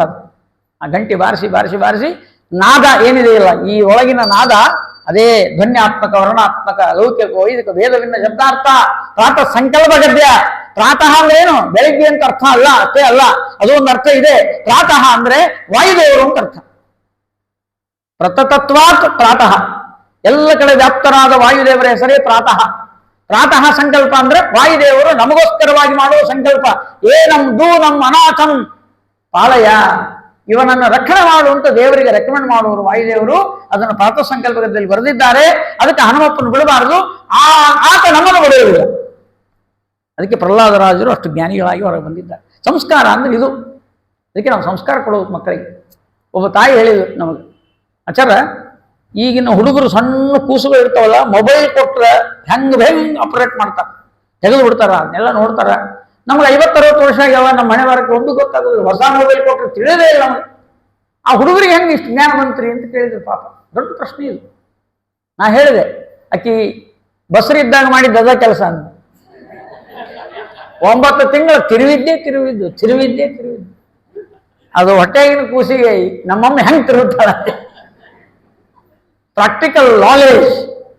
ಹುಟ್ಟಿದ ಕೂಡಲೇ ಮೊಬೈಲ್ ಆಪರೇಟ್ ಮಾಡ್ತದೆ ನೋಡ್ರಿ. ಅದು ಇಂಥ ಸಂಸ್ಕಾರ ಕೊಟ್ರೆ ಏನಾಗಬೇಡ ಅವಸ್ಥೆ. ಅದಕ್ಕಾಗಿ ಸಂಸ್ಕಾರ ಕೊಡು. ತಾಯಿ ಮಕ್ಕಳಿಗೆ ಕೊಡುವ ಸಂಸ್ಕಾರ, ಕಯಾಧುವಿನ ಪುಣ್ಯ. ಪ್ರಹ್ಲಾದರಾಜರು ಹೀಗೆ ಬಂದಿದ್ದಾರೆ, ಹಿರಣ್ಯಕಶಿಪನ ಮುಂದೆ ನಿಂತಿದ್ದಾರೆ. ಹಿರಣ್ಯಕಶಿಪ ಕೇಳಿದ, ಮಗು ಮಾತಾಡು ಪ್ರಹ್ಲಾದ. ವನಂಗತೋಯತ ಹರಿವಾಶ್ರಯೇತ. ವನಂಗತ, ಅಪ್ಪ ಈ ಅಂಧಕೂಪ ಸಂಸಾರದಲ್ಲಿ ಇರಬಾರದು ಅಪ್ಪ, ಇದನ್ನು ಬಿಟ್ಟು ಕಾಡಿಗೆ ಹೋಗಬೇಕು. ವನಂಗತೋ ಯದ್ ಹರಿಮಾಶ್ರಯೇತ. ಹರಿಯನ ಬೆಂಕಿ ಹತ್ತಿ ಬಿಡ್ತಾವ. ಇಡೀ ಜಗತ್ತನ್ನ ಹರಿ ಅಂದ್ರೆ ದ್ವೇಷ ಮಾಡುವವ ಮಗ ಹರಿ ಅಂದ್ರೆ ಏನ್ ಮಾಡೋದು ಹೇಳಿದ. ವನಂಗತೋ ಅರ್ಥ ನೋಡಿ, ಕಾಡಿಗೆ ಹೋಗಿ ದೇವರನ್ನು ಆಶ್ರಯಿಸು, ಹರಿಯನ್ನು ಆಶ್ರಯಿಸು. ಇಂಡೈರೆಕ್ಟ್ ಆಗಿ ಹರಿ ಶಬ್ದಕ್ಕೆ ಸಿಂಹ ಅಂತ ಅರ್ಥ ಇದೆ. ಹರಿ ಅಂದ್ರೆ ನಾರಾಯಣ ಅಂತ ಒಂದು ಅರ್ಥ. ಹರಿ ಅಂದ್ರೆ ಕೋಶದಲ್ಲಿ ನೋಡ್ಬೇಕು ನೀವು, ಸಿಂಹ ಅಂತ ಅರ್ಥ. ಅದಕ್ಕೆ ನರಸಿಂಹನನ್ನು ಆಶ್ರಯಿಸು ಅಂತ ಅವಾಗೇ ಹೇಳಿದ್ರು ಪ್ರಹ್ಲಾದರಾಜ. ಆಗ ಹಿರಣ್ಯಕಶಿಪು ಸಿಟ್ಟು ಬಂದಿದೆ. ವನಂಗತು ಅಂತ ಬರೆದರು. ಅದಕ್ಕೆ ಅರ್ಥ ಬರೀತಾರೆ ವ್ಯಾಖ್ಯಾನಕಾರರು. ವನಂ ಅಂದ್ರೆ ಕಾಡಿಗೆ. ಈ ಕಾಡಿಗೆ ಹೋಗಿ ಏನ್ ಮಾಡೋದ್ರಿ? ಈಗ ಎಟ್ ಪ್ರೆಸೆಂಟ್ ಕಾಡಿಗೆ ಕಾಡಿನೊಳಗೆ ಯಾರು ಸಿಗ್ತಾರೆ ನಮ್ಗೆ? ವೀರಪ್ಪನ ಸಿಗ್ತಾನಷ್ಟೇ, ಅಥವಾ ಅವನಂತವ್ರು ಯಾರು ಸಿಗ್ತಾರೆ. ಕಾಡಿನೊಳಗೆ ಆಚಾರ ಸಿಗ್ತಾರನ್ನ, ಪಂಡಿತರು, ಸ್ವಾಮಿಗಳು, ಆಚಾರರು ಅಲ್ರಿ. ಯಾರು ಸಮಾಸ ಬೇಡ ಅಂತೇಳಿ ನದ್ದಂಡಿಗೆ ಹೋಗಿ ಸ್ವಾಮಿಗಳು ಕೂತ್ರೆ ಅಲ್ಲೇ ಹೋಗ್ಬಿಡ್ತೀವಿ ನಾವು ಆರಾಧನೆ ಮಾಡ್ಲಿಕ್ಕೆ. ಗದ್ಲೋ ಬ್ಯಾಡೋ ಮಾರಾಯ ನೀವು ನಾವು ಕೇಳೋದಿಲ್ಲ. ಸ್ವಾಮಿ ನಮ್ಮನ್ನು ಉದ್ಧಾರ ಮಾಡಿದ್ರೆ ತೊಗೊಂಡೇ ಬಿಡ್ತೀವಿ ನಾವು. ವನಂಗತೋ ಯದ್ ಹರಿಮಾಶ್ರಯೇತ. ಇದಕ್ಕೆ ಇನ್ನೊಂದು ಅರ್ಥ ಇದೆ. ವನ ಅಂದ್ರೆ ನೀರು, ಅದು ಸರಿಯಾದ ಅರ್ಥ ಈಗಿನ ಕಾಲದಲ್ಲಿ. ಅಟ್ ಪ್ರೆಸೆಂಟ್ ನಮ್ಮ ಈ ಕಾಲದಲ್ಲಿ ಭಾಗವತ ಅರ್ಥ ಮಾಡ್ಕೊಳ್ಬೇಕಂದ್ರೆ ವನ ಅಂದ್ರೆ ನೀರು. ಎಲ್ಲಿ ನೀರು ಅಲ್ಲಿ ಹೋಗ್ರಿ ಅಂದ್ರೆ ನದಿ ತೀರದಲ್ಲಿ ಭಗವಂತನ ಭಕ್ತರು ಬರ್ತಾರೆ, ಅಲ್ಲಿ ಹೋಗ್ರಿ ಒಂದರ್ಥ. ಇನ್ನೊಂದು ವನಂಗತೋ. ವನಂಗತೋ ಅಂದ್ರೆ ಭಗವಂತನ ಕಥೆಯನ್ನು ಕೇಳಿ, ವನಂ ಅಂದ್ರೆ ನೀರು, ಕಣ್ಣಲ್ಲಿ ಆನಂದ ಬಾಷ್ಪಗಳು ಬಂದ್ರೆ ಹರಿಂ ಆಶ್ರಯೇತ. ಆನಂದ ಬಾಷ್ಪಗಳನ್ನು ಉದುರಿಸ್ತಾ ಇರಿ. ಎಂಥ ಅದ್ಭುತವಾದ ಅರ್ಥಗಳಿವೆ. ಹಿರಣ್ಯಕಶಿಪು ಸಿಟ್ಟು ಬಂತು. ಕೊನೆಗೆ ಚಂಡಾಮರ್ಕರ ಕಡೆ ಕಲಿಸಿದ್ದಾನೆ. ನಿಮಗೆಲ್ಲ ಕಥೆ ಗೊತ್ತಿದೆ. ಆ ಬಾಲಕನಿಗೆ ತತ್ವೋಪದೇಶ ಮಾಡಿ ಏನು ಮಾಡಿದರೂ ಬದಲಾಗೇ ಇಲ್ಲ. ಕೊನೆಗೆ ಮಕ್ಕಳಿಗೆ ಹೇಳ್ತಾ ಇದ್ದಾರೆ, ಶ್ರವಣಂ ಕೀರ್ತನಂ ವಿಷ್ಣು ಸ್ಮರಣಂ ಪಾದಸೇವನಂ ಅರ್ಚನಂ ವಂದನಂ ದಾಸ್ಯಂ ಸಖ್ಯಂ ಆತ್ಮನಿವೇದನಂ ಅಂತ ಇದೆಲ್ಲ ಉಪದೇಶ ಮಾಡಿ ಕೇವಲ ಹಿರಣ್ಯಕಶಿಪು ಮಾತ್ರ ಅಲ್ಲ, ಅವರ ಗುರುಗಳು ಮಾತ್ರ ಅಲ್ಲ, ಎಲ್ಲರಿಗೂ ಹರಿ ಮತವನ್ನ ಹರಿ ತತ್ವವನ್ನ ಉಪದೇಶ ಮಾಡ್ತಾ ಇದ್ದಾರೆ ಪ್ರಹ್ಲಾದರಾಜರು. ಬಹಳ ಸಿಟ್ಟು ಬಂತು ಆ ಹಿರಣ್ಯಕಶಿಪುವಿಗೆ. ಕೇಳ್ತಾ ಇದ್ದಾನೆ, ಬಾರೋ ಇಲ್ಲಿ ಪ್ರಹ್ಲಾದ, ಎಲ್ಲಿದ್ದಾನೆ ನಿನ್ನ ಸ್ವಾಮಿ? ಅವನನ್ನ ಕೊಂದು ಬಿಡಬೇಕು ಅಂತ ವಿಚಾರ ಮಾಡಿದ. ಕೊಂದು ಬಿಡಬೇಕು ಅಂತ ವಿಚಾರ ಮಾಡ್ತಿರ್ತಾರೆ, ತಂದೆ ತಾಯಿ ಅಂತಿರ್ತಾರೆ, ಕೊಂದು ಬಿಡ್ಬೇಕು ಅವನ್ನ ಅಂದ್ರೆ ಸಿಟ್ಟಿಗೆ ತಂಗೆ ಎಂದಿರ್ತಾರೆ. ಕೊಲ್ತಾರೆ ಅಂದ್ರೆ ಯಾರು ಕೊಲ್ಲುದು. ಆದ್ರೆ ಹಿರಣ್ಯಕಶಿಪು ಕೊಂದ. ಅವಾಗ ದೇವರು ಬಂದ. ಇದು ಸ್ವಾರಸ್ಯ. ಕಂಬದಿಂದ ಬಂದ ಅದು ಆಮೇಲೆ, ಮೊದಲೇ ಬಂದ ಅದು ಪ್ರಹ್ಲಾದರಾಜರ ಕಥೆ. ನಾವು ಕಥೆ ಕೇಳುವಾಗ ನರಸಿಂಹದೇವರು ಬಂದ ಮೇಲೆ ಪ್ರಹ್ಲಾದ ಅಂತ ಕೈ ಹಿಡಿತೇವೆ. ಪ್ರಹ್ಲಾದನಿಗೆ ಯಾವಾಗಲೂ ಬಂದಿದ್ದ. ಯಾವಾಗ ಜ್ಞಾನ ಬಂದಿತ್ತೋ ಅವಾಗೇ ದೇವರು ಬಂದಿದ್ದ. ನಮಗೂ ಅಷ್ಟೇ, ಜ್ಞಾನ ಬಂತೋ ದೇವರು ಬಂದ. ಜ್ಞಾನ ಇಲ್ಲದೆ ದೇವ ಬಂದ, ನಮ್ಮ ಸ್ವಾಮಿ ಬಂದ. ಈ ಭಜನಿ ಒಳಗ ಸಮಸ್ಯೆ ಬಾಳ್ರಿ. ಪಾಪ ಹಾಡ್ಕೊಟ್ಟು ಕೂತಿರ್ತಾರ, ತಾರತಮ್ಯ ಆಗಿರ್ತಾವ. ಗಣಪತಿಯಿಂದ ಹಿಡಿದು ಲಕ್ಷ್ಮೀ ಬರೋದ್ರಾಗ ನಿತ್ರಣ ಆಗಿರ್ತಾರ, ತಾರತಮ್ಯ ಆಗ್ಬೇಕಲ್ಲ. ಕೊನೆಗೆ ನಾರಾಯಣನ್ ಬರ್ತದೆ, ಬಾರೋ ಮನೆಗೆ ಗೋವಿಂದ ನಿನ್ನಂಗ್ರಿ ಕಮಲವ ತೋರಣಗೆ ಮುಕುಂದ. ಹಾಡಿಕೊಂಡು ದೇವ್ರು ಬರಲಿಲ್ಲ. ಇನ್ನೊಂದ್ಸಲ ಹಾಡು ದೇವ್ರ ಕರೆ, ಬಾಬಾ ಬಕುತರ ಹೃದಯ ಮಂದಿರ ಬಾಬಾ ಜಗದೋದ್ಧಾರ ಬಾಬಾ ವೆಂಕಟಾಚಲ ವಿಹಾರ ಬಾಬಾನೇಕ ಅವತಾರ ಶೂರಧೀರ ಬಾಬಾ ಬಕುತರ ಹೃದಯ ಮಂದಿರ ಬಾಬಾ ಜಗದೋದ್ಧಾರ. ಚಂದ ಹಾಡಿದ್ರು ಕರೆ, ದೇವ್ರು ಬರಲಿಲ್ಲ. ಮುಂದೆ ಹೆಂಗಂದ್ರು, ಪಕ್ಕದಲ್ಲಿ ಕೂತ ಅವ ಬರೋಲ್ಲ ಅಂತ ಗೊತ್ತದ. ಮುಂದಿನ ಹಾಡೋಣ, ಬಂದಾನೋ ಗೋವಿಂದ, ಬಂದೇ ಇಲ್ಲ. ಮುಗಿಬೇಕಲ್ಲ ಭಜನೆ, ಭಜನೆ ಹೋಗ್ಬೇಕಲ್ಲ. ಬಂದಾನೋ ಗೋವಿಂದ ಹಾಡಿದ್ವಿ. ನಾನು ಬಂದಿಲ್ಲಲ್ರಿ, ಸುಮ್ಮನೆ ಇರ್ರಿ ಹಚ್ಚಾರ. ಅವ್ ಬರೋದು ಅಂತ ಗೊತ್ತದ. ಅದಕ್ಕೆ ಮುಂದಿನ ಮಂಗಳಾರತಿ ಹಾಡಿ ಮನೆಗೆ ಹೋಗ್ಬೇಕು ನಾವು. ದೇವರು ಬಂದಿಲ್ಲ ಅಂತ ಇಲ್ಲೇ ಕೂತೀವಿ ಅಂದ್ರೆ ನಮ್ ಗಂಡ ಬರ್ತಾನ, ಇನ್ನು ಯಾಕೆ ಬಂದಿಲ್ಲ ಅಂತ. ಸಮಸ್ಯೆದ ನಮ್ಮ ಭಕ್ತಿ ಇಷ್ಟೇ ನೋಡ್ರಿ. ದೇವ್ರು ಬರ್ಲಿ ಹೇಳಿ ಕಾಟಾಚಾರಕೊಂಡು ಹಾಡಿ ಹೋಗು. ಅಲ್ಲಿ ಹಂಗಲ್ಲ, ಪ್ರಹ್ಲಾದರಾಜರಿಗೆ ಯಾವಾಗೋ ದೇವರು ಬಂದ. ಅದಕ್ಕೆ ನಮ್ಮ ಕರ್ನಾಟಕದವರಲ್ಲ, ತಮಿಳುನಾಡಿನೊಳಗೆ ಒಬ್ಬ ಹೆಣ್ಮಗಳಿದ್ಲು, ಹರಿಭಕ್ತಳು. ಅವಳು ಕನ್ನಡ ಹಾಡು ಮಾಡ್ಯಾರ್ರಿ. ಸ್ವಾರಸ್ಯ ಅಂತ. ಕರ್ನಾಟಕದವರಲ್ಲ, ಆಂಧ್ರದವರಲ್ಲ, ತಮಿಳುನಾಡಿನವರು. ಬಂದ ಶ್ರೀಹರಿ ಭವಹಾರಿ ಬಂದ ಶ್ರೀಹರಿ ಯೋಗಕ್ಕೆ ಆಗುವ ಮಂತ್ರ ಮುಖಾಂತರ ಸರ್ವ ಸ್ವತಂತ್ರ ಬಂದ ಶ್ರೀಹರಿ. ಬಾಯಿ ತಿರುಗಲು ತನ್ನ ಮಾಲಗೆ ಬೋಧಿಸಿದ ಕಾಯದೊಡೇಶನ ಕಾಲಿಂದ ಕೆಡುಕಿದ ತಾಯಿಯ ಕೈಯಿಂದ ವಿಷತನೆಯಗೆ ಕುಡಿಸಿದ ಸಾಯೋ ಎಂದು ಬೆಟ್ಟದುರುಳಿಸಿ ಕಾಯ್ವೇನೆಂದು ಕೂಡಲೇ ತಿರುಗುತ್ತ ಬಂದ ಶ್ರೀಹರಿ. ಹೇಮ ಕಶ್ಯಪುವೀನ ಪ್ರೇಮ ಕಂದನು ಹರಿನಾಮ ಸ್ಮರಣೆಯನು ರೋಮ ಉಬ್ಬಿಸಿ ತನ್ನ ನೇಮಾದಿಮ್ಯನೆ ನಿಮ್ಮ ಸ್ವಾಮಿ ಎಲ್ಲಿ ತೋರೋ ಎನುತ ಕಾಮಿ ದೈತ್ಯ ಕಂಬವು ಬರೆಯಲು ಸ್ವಾಮಿ ಎಲ್ಲಿ ತೋರೋ ಎನುತ ಕಾಮಿ ದೈತ್ಯ ಕಂಬವು ಬರೆಯಲು ಬಂದ ಶ್ರೀಹರಿ. ಅವಾಗ ಬಂದ ಅಂದ್ರೆ ದೇವರನ್ನ ಕೇಳ್ತಾನೆ, ನಿನ್ನ ಕಾಪಾಡುವ ಸ್ವಾಮಿ ಯಾರು? ಎಷ್ಟು ಸಲ ಕೊಲ್ಲಬೇಕು ಅಂತೇನಿ, ಅಷ್ಟು ಸಲ ಬದುಕ್ತೀಯಲ್ಲ, ನಿನ್ನ ಬದುಕಿಸಿದ ದೇವರು ಯಾರು? ಅವನನ್ನು ತೋರಿಸು, ನೋಡ್ತೀನಿ ಅವನ ಕೈ ಎಲ್ಲ ಕಡೆ ಇದ್ದಾನೆ. ಎಳ್ಳು ಮೊನೆಯ ಮುಳ್ಳು ಕೊನೆಯ ಪೊಳ್ಳು ಬಿಡದೆ ಒಳಗೂ ಹೊರಗೂ ಎಲ್ಲ ಠಾವಿನಲ್ಲಿ ಲಕುಮಿನಲ್ಲನಿದ್ದಾನೆ. ಚಿಂತ್ಯಾಕ ಮಾಡುತ್ತಿದ್ದಿ ಚಿನ್ಮಯನಿದ್ದಾನೆ. ವೇದ ಅಂಬಸ್ಯ ಪಾರೆ ಭುವನಸ್ಯ ಮಧ್ಯೆ ನಾಕಸ್ಯ ಪೃಷ್ಠೆ ಮಹತೋ ಮಹೀಯಾನ್ ಅಣೋರಣೀಯಾನ್ ಮಹತೋ ಮಹೀಯಾನ್.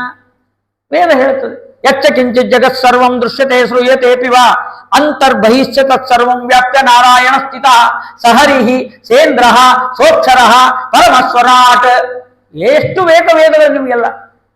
ಅವ ಹಿರಣ್ಯಕಶಿಪು ಅಂದ, ಈ ಕಂಬದಾಗಿದ್ದಾನೆ ಏನು ಅಂದ.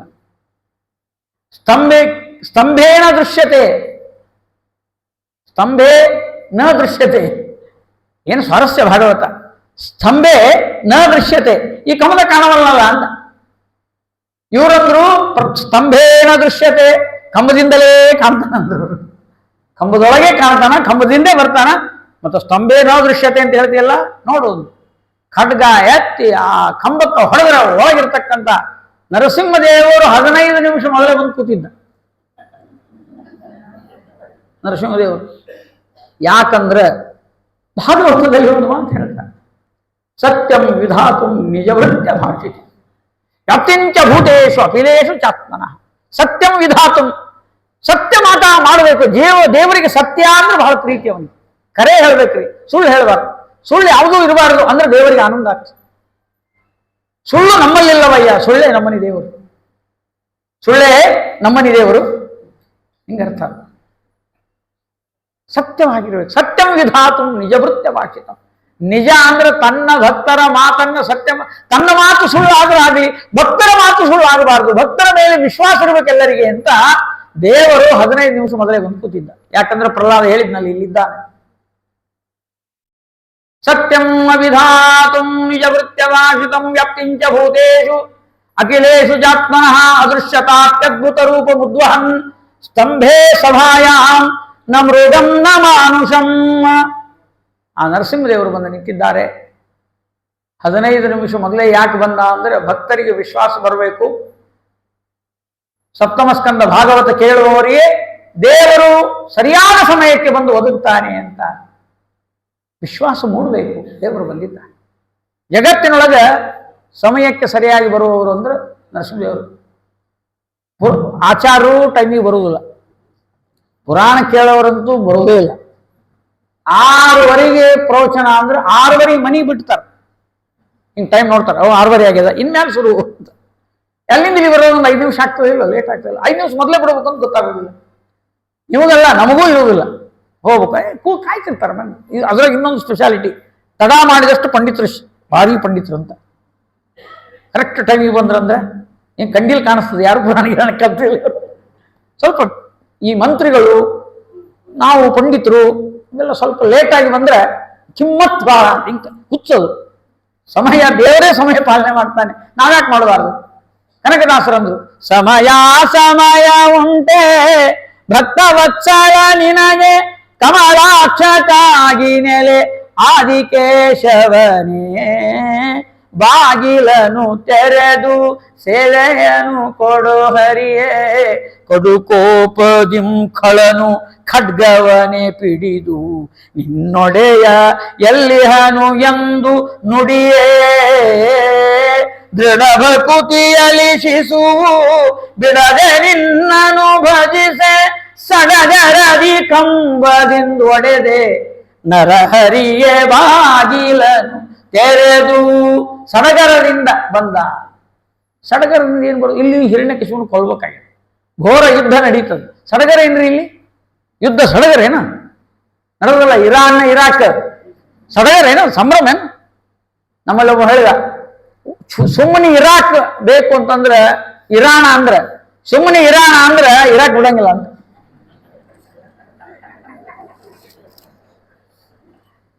ತಿಳಿತಲ್ಲ?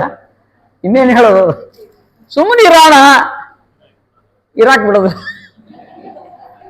ಯುದ್ಧ ಸುಮ್ಮನೆ ರಮ್ಯ, ನೋಡೋರಿಗೆ ರಮ್ಯ.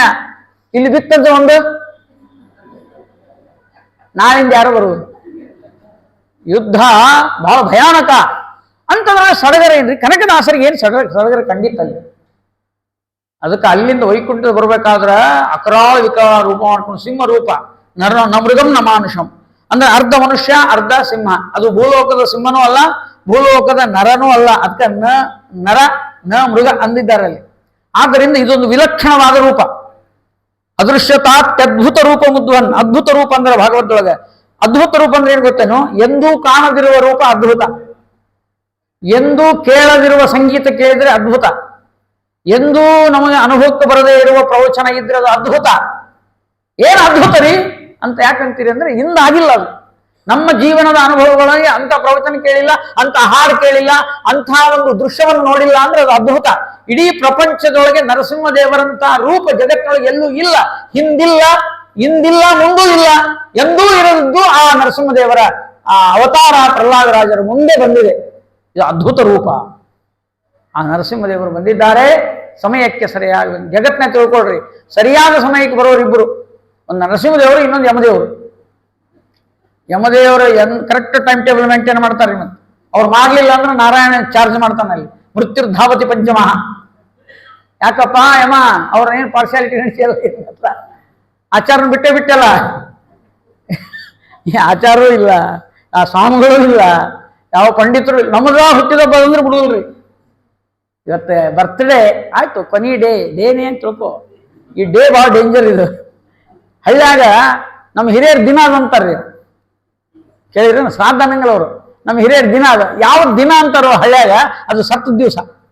ಮತ್ತು ನಮ್ಮ ಬರ್ತ್ ಡೇ ಅಂದ್ರೆ ಹುಟ್ಟಿ ಸತ್ತ ದಿವಸ, ಅದು ಬರ್ತ್ ಫೆಸ್ಟಿವಲ್ ಅನ್ಬೇಕು.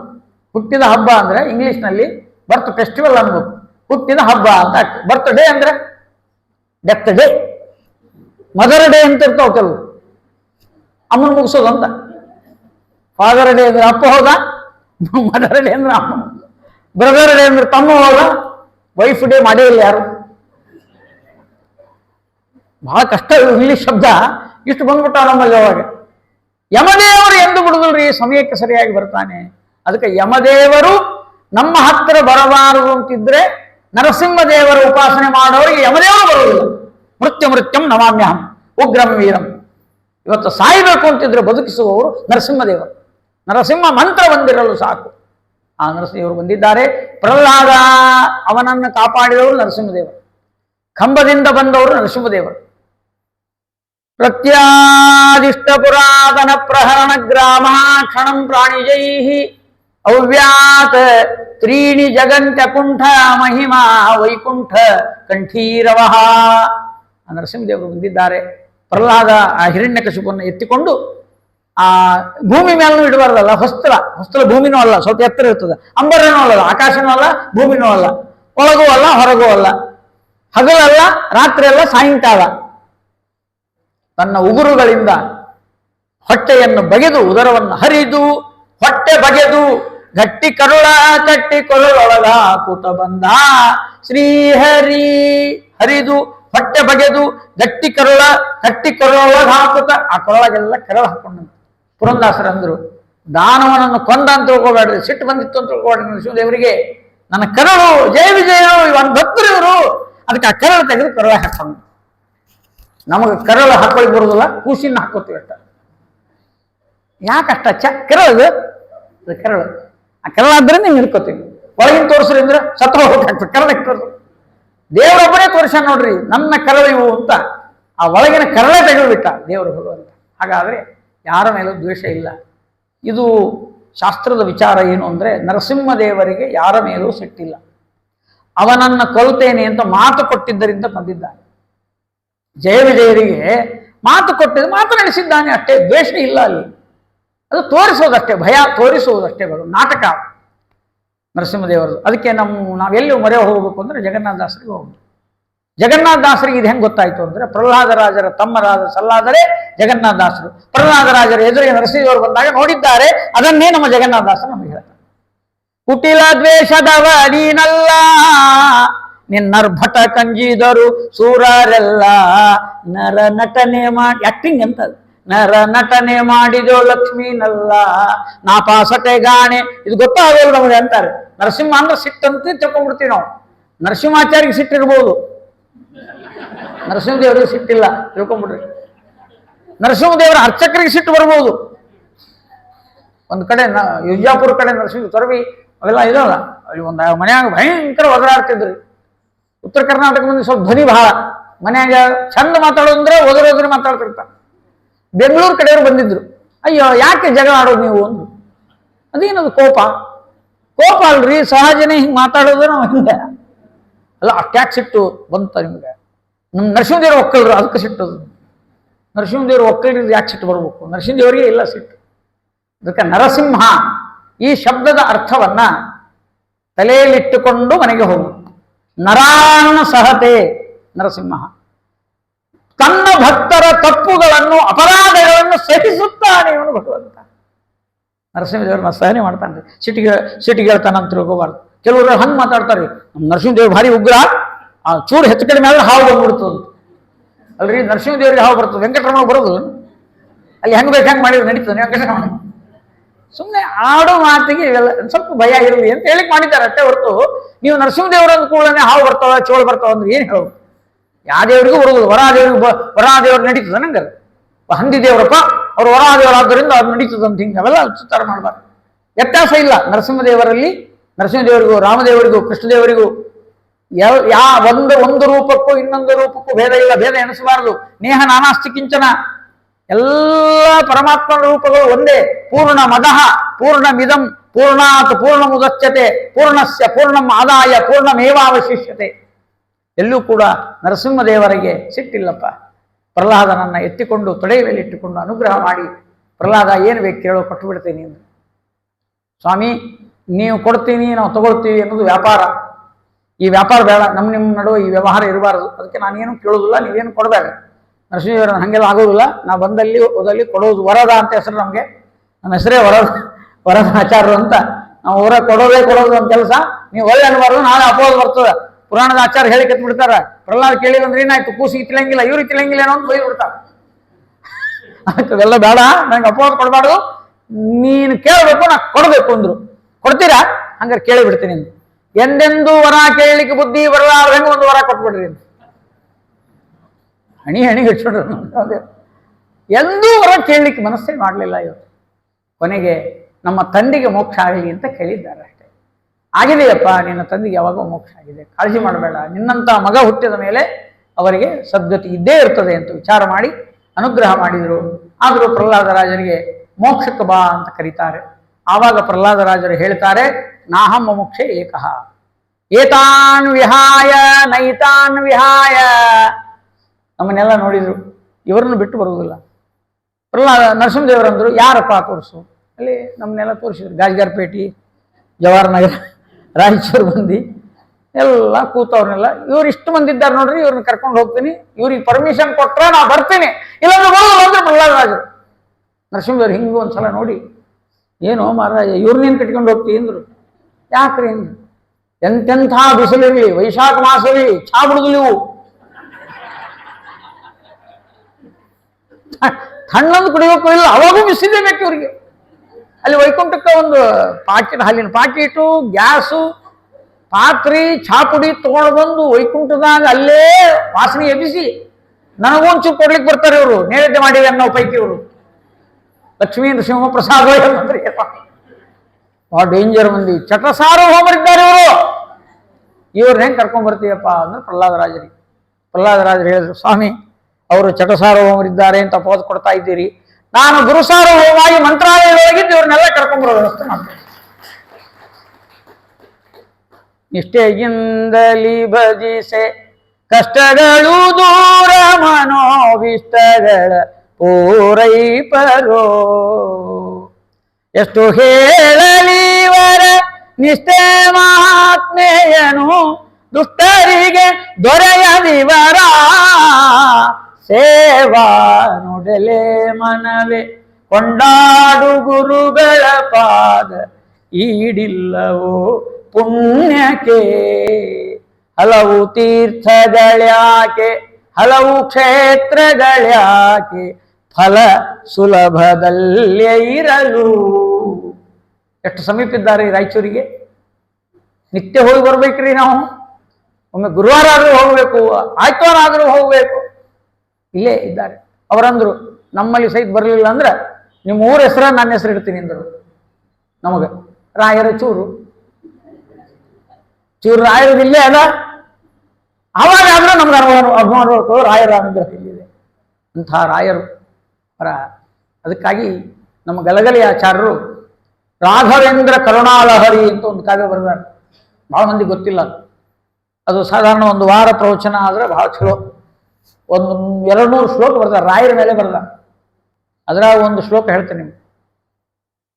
ನೋ ಮಂಚಾಹ, ಮಂಚ ನಂಬಬೇಡ್ರಿ.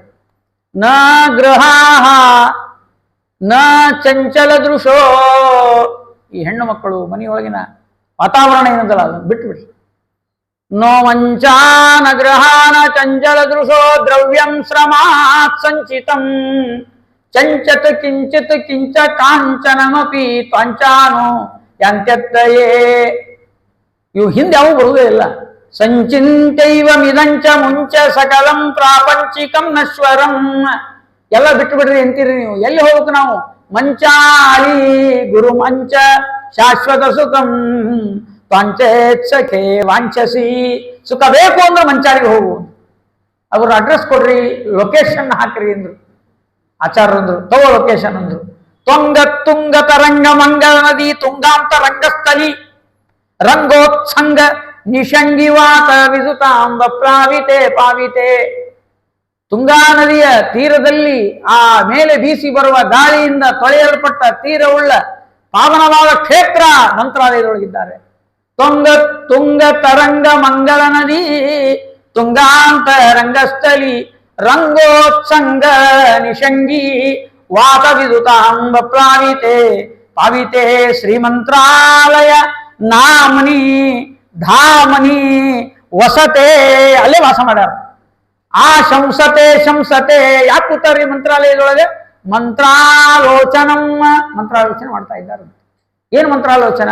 ಇವು ನಮ್ಮವ ಇವು ಸ್ನಾನ ಇಲ್ಲ, ಸಂಧ್ಯಾವಂದನಿಲ್ಲ, ಜಪ ಇಲ್ಲ, ತಪ ಇಲ್ಲ, ಆಚರಣೆ ಇಲ್ಲ, ಅನುಷ್ಠಾನ ಇಲ್ಲ, ಮ್ಯಾಲೆ ಕರ್ಕೊಂಡ್ ಬರೋಂಗಿಲ್ಲ, ಕೆಳಗೆರೆ ಬಿಟ್ಟು ಹೋಗಂಗಿಲ್ಲ, ಮಾತು ಬೇರೆ ಕೊಟ್ಟಿವಿ, ಅದಕ್ಕೆ ಏನು ಮಾಡಲಿ ಅಂತ ಮಂತ್ರಾಲೋಚನೆ ಮಾಡ್ತಾ ಕೂತಾಗುತ್ತೆ.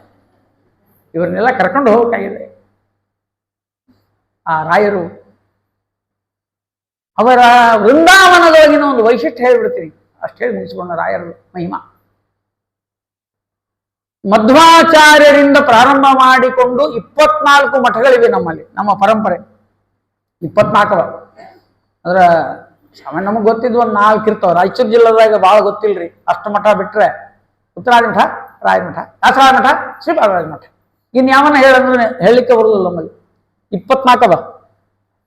ಆ 24 ಮಠದ ಯತಿಗಳು ಅಂದ್ರೆ ಮಧ್ವಾಚಾರ್ಯರಿಂದ 24 ಮಠದ ಎಲ್ಲಾ ಯತಿಗಳು ವಾಸವಾಗಿರುವ ಒಂದೇ ಒಂದು ವೃಂದಾವನ ಅಂದ್ರೆ ಅದು ಮಂತ್ರಾಲಯ ರಾಯರ ವೃಂದಾವನ. ಅಲ್ಲಿ ಕೂತಾರ. ಆಚಾರ ಏನೋ ಗಂಟಾಕಿ ಹೇಳಿಕತ್ತಿರಲ್ಲ ನೀವು ಅಂತಂದ್ರಿ.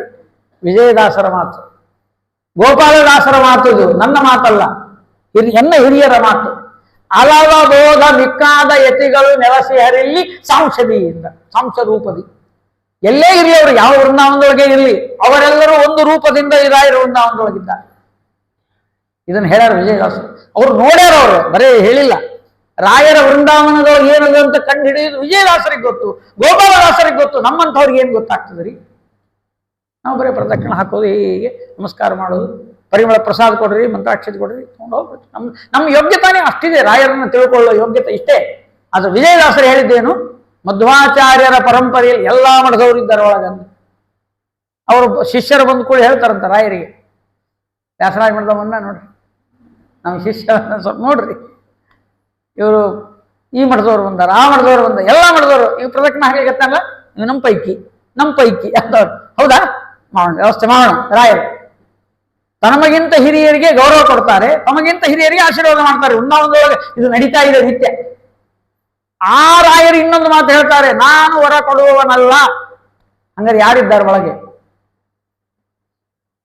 ಹಲವು ತೀರ್ಥಗಳ್ಯಾಕೆ, ಹಲವು ಕ್ಷೇತ್ರಗಳ್ಯಾಕೆ, ಫಲ ಸುಲಭದಲ್ಲೇ ಇರಲು. ಜಲಜನಾಭನು 4 ರೂಪದಿಂದಿವರಲ್ಲಿ ಒದಗಿ ಪೂಜೆಯ ಕೊಂಬ ಸತತ, ಸಿಲುಕಿ ಪೂಜೆಯ ಗೊಂಬ ಸತತ, ಮೋಕ್ಷದಾತ ನೋಡಲೇ ಮನವೇ ಕೊಂಡಾಡು ಗುರುಗಳ ಪಾದ, ಈಡಿಲ್ಲವೋ ಪುಣ್ಯಕ್ಕೆ. ನಾಡೊಳಗೆ ಗುರು ರಾಘವೇಂದ್ರ ರಾಯರ ಸೇನೆ ಮಾಡಿದವ ಪರಮಧನ್ಯ ಮಾನ್ಯ. ರಾಯರು ಮಾನ್ಯ, ರಾಯರು ಧನ್ಯ ಅಲ್ಲ, ರಾಯರು ಆಗಿದ್ದಾರೆ. ನಾವು ಧನ್ಯರು, ಮಾನ್ಯರು ರಾಯರ ಹತ್ರ ಹೋದವರು. ಎಷ್ಟು ಅದ್ಭುತವಾದ ಮಹಿಮೆ. 4 ರೂಪದಿಂದ, ರಾಮ, ಕೃಷ್ಣ, ನರಹರಿ, ವೇದವ್ಯಾಸ ರೂಪದಿಂದ ವೃಂದಾವನದಲ್ಲಿ ದೇವರು ಕೂತಿದ್ದಾರೆ. ರಾಮದೇವರು ಏನ್ ಕೊಡ್ತಾರೆ? ಭಾಗ್ಯ, ಸಂಪತ್ತು. ಕೃಷ್ಣ ಸಂತಾನ. ರಾಯರ ಹತ್ರ ಹೋದ ಕೂಡಲೇ ಸಂತಾನ. ಅವ್ರು ರಾಯರು ಕೊಡೋದಿಲ್ಲ, ಹೇಳ್ತಾರ, ಸ್ವಾಮಿ ಕೃಷ್ಣ ಬಂದಿದ್ದಾನಪ್ಪ, ಆಯ್ತು ಆಗ್ಲಿ ಕೊಡ್ರಿ, ನೀವು ಹೇಳಂದ್ರೆ ಮುಗೀತು, ಕೊಡ್ತೀವಿ. ಕೃಷ್ಣ ರಾಮಕೃಷ್ಣ ನರಹರಿ ಇವತ್ತು ಹೇಳಿದ್ರು ನರಸಿಂಹದೇವರು ಅವರು ಅಭಯವನ್ನು ಕೊಡ್ತಕ್ಕಂಥ. ಆಮೇಲೆ ಕೊನೆಗೆ ಯಾರು ವೇದವ್ಯಾಸದೇವರು ಕೂತಾರ ವೃಂದಾವನದೊಳಗೆ ಅವರು ಜ್ಞಾನ ಕೊಡ್ತಾರೆ. ಅದಕ್ಕೆ ಸಕಲ ಪ್ರದಾತ. ರಾಯರ ಶ್ಲೋಕೋತ್ರದಲ್ಲಿ ಸಕಲ ಪ್ರದಾತ ಅಂತ ಅರ್ಥ ಏನು? ಸಕಲ ಅಂದ್ರೆ ಎಲ್ಲ ಕೊಡ್ತಾರ. ಯಾರಿಗೆ ಕೊಡ್ತಾರ? ಸಕಲರಿಗೂ ಕೊಡ್ತಾರ. ಎಷ್ಟು ಚಂದ ನೋಡ್ರಿ. ಸಕಲ ಅಂದ್ರೆ ಎಲ್ಲ ಕೊಡ್ತಾರ, ಸಕಲರಿಗೂ ಅಂದ್ರೆ ಎಲ್ಲ, ಯಾರು ಜಾತಿ ಮತ ಪಂಥ ಬೇರೆ ಇದು ಕೊಡ್ತಾರ. ಪ್ರದಾತ ಅಂದ್ರೆ ದಾತ ಅಂದ್ರೆ ಕೊಡೋರು, ನಾವೆಲ್ಲ ದಾತರು. ರಾಯರ ಪ್ರದಾತರು ಹೆಚ್ಚು ಕೊಡ್ತಾರೆ. 1 ನಿಂಬೆಹಣ್ಣು ಕೇಳಿದ್ರೆ 10 ನಿಂಬೆಹಣ್ಣು ಕೊಡ್ತಾರೆ ಅಂದ್ರೆ ಹಿಂಗೆ ಅರ್ಥ. ಕೆಲವ್ರು ಇರ್ತಾರ ನೋಡ್ರಿ, ಒಂದು ಮಾವಿನ ಹಣ್ಣು ಕೊಡ್ರಿ, ಒಂದು ಮಾವಿನಕಾಯಿ ಕೊಡ್ರಿ, ನಿಮ್ಮ ಮನ್ಯಾಗ ಒಂದ್ ಯಾಕವ ತಗೋಲ್ಲ 5-6 ಅಂತ ಕೊಡ್ತಾರಲ್ಲ, ಅವ್ರು ಏನಂತ ಕರಿತೀವಿ ನಾವು? ಏನ್ ದೇವರ ಸ್ವಭಾವ, ಏನ್ ದೇವ್ರ ದಂಗಿದಾರವ ಒಂದು ಕೇಳಿದ್ರು, ಅದು ದೇವ ಸ್ವಭಾವ. ಅದು ರಾಯರ ಸ್ತೋತ್ರ ಬಂದ ದೇವ ಸ್ವಭಾವ. ಯಾಕೆ ರಾಯರು ಕೇಳಿದ್ದಕ್ಕಿಂತ ಹೆಚ್ಚು ಕೊಡ್ತಾರೆ. ಪ್ರದಾತ ಅಂತ, ಸಕಲ ಪ್ರದಾತ. ಇನ್ನೂ ಒಂದು ಹೇಳ್ಬಿಟ್ಟು ಮುಗಿಸ್ಬಿಡ್ತೀನಿ. ಕಲಾ ಅಂದ್ರೆ ಸಂಗೀತ, ಕಲಾ ಅಂದ್ರೆ ಆರ್ಟ್, ಕಲಾ ಅದನ್ನು ಕೊಡ್ತಾರೆ ರಾಯರು. ನಿಮ್ಗೇನು ಬೇಡ, ಸಂಗೀತ ಬೇಕೋ ಕೊಡ್ತಾರೆ. ಭೀಮಸೇನ್ ಜೋಶಿ ಅವರು ಹಾಡಿದ್ರೆ ಕೆಟ್ಟ ಗೊಗ್ಗರ ಧ್ವನಿ ಇತ್ತು ಅವರು. ಭೀಮಸೇನ್ ಜೋಶಿ ಅವರು ಕೆಟ್ಟ ಗೊಗ್ಗರ ಧ್ವನಿ, ಭಯಂಕರ ಹಂಗಿತ್ತವ. ಅವ್ ಹಿಂದೆ ಹಾಡೋನು ಚಲೋ ಹಾಡ್ತಿದ್ದಂತಿದ್ರು, ಹಿಂದೆ ತಂಬೂರಿ ಹಿಡ್ಕೊಂಡು. ಮುಂದೆ ಹಾಡಿದ್ಕೊಳ್ಳಿ ಹಿಂದೊಬ್ರು ಹಾಡೋರು ಇರ್ತಾರೆ ನೋಡ್ರಿ, ಸಾಥಿದಾರರು. ಧಾರವಾಡದೊಳಗೆ ಅವಂದ ಹಿಂದಿಂದ ಒಂದ ಚಲೋ ಮಾರಾಯ, ಹಿಂದೇನು ಕೇಳಬೇಕು ಅಂತಿದ್ರಂತ.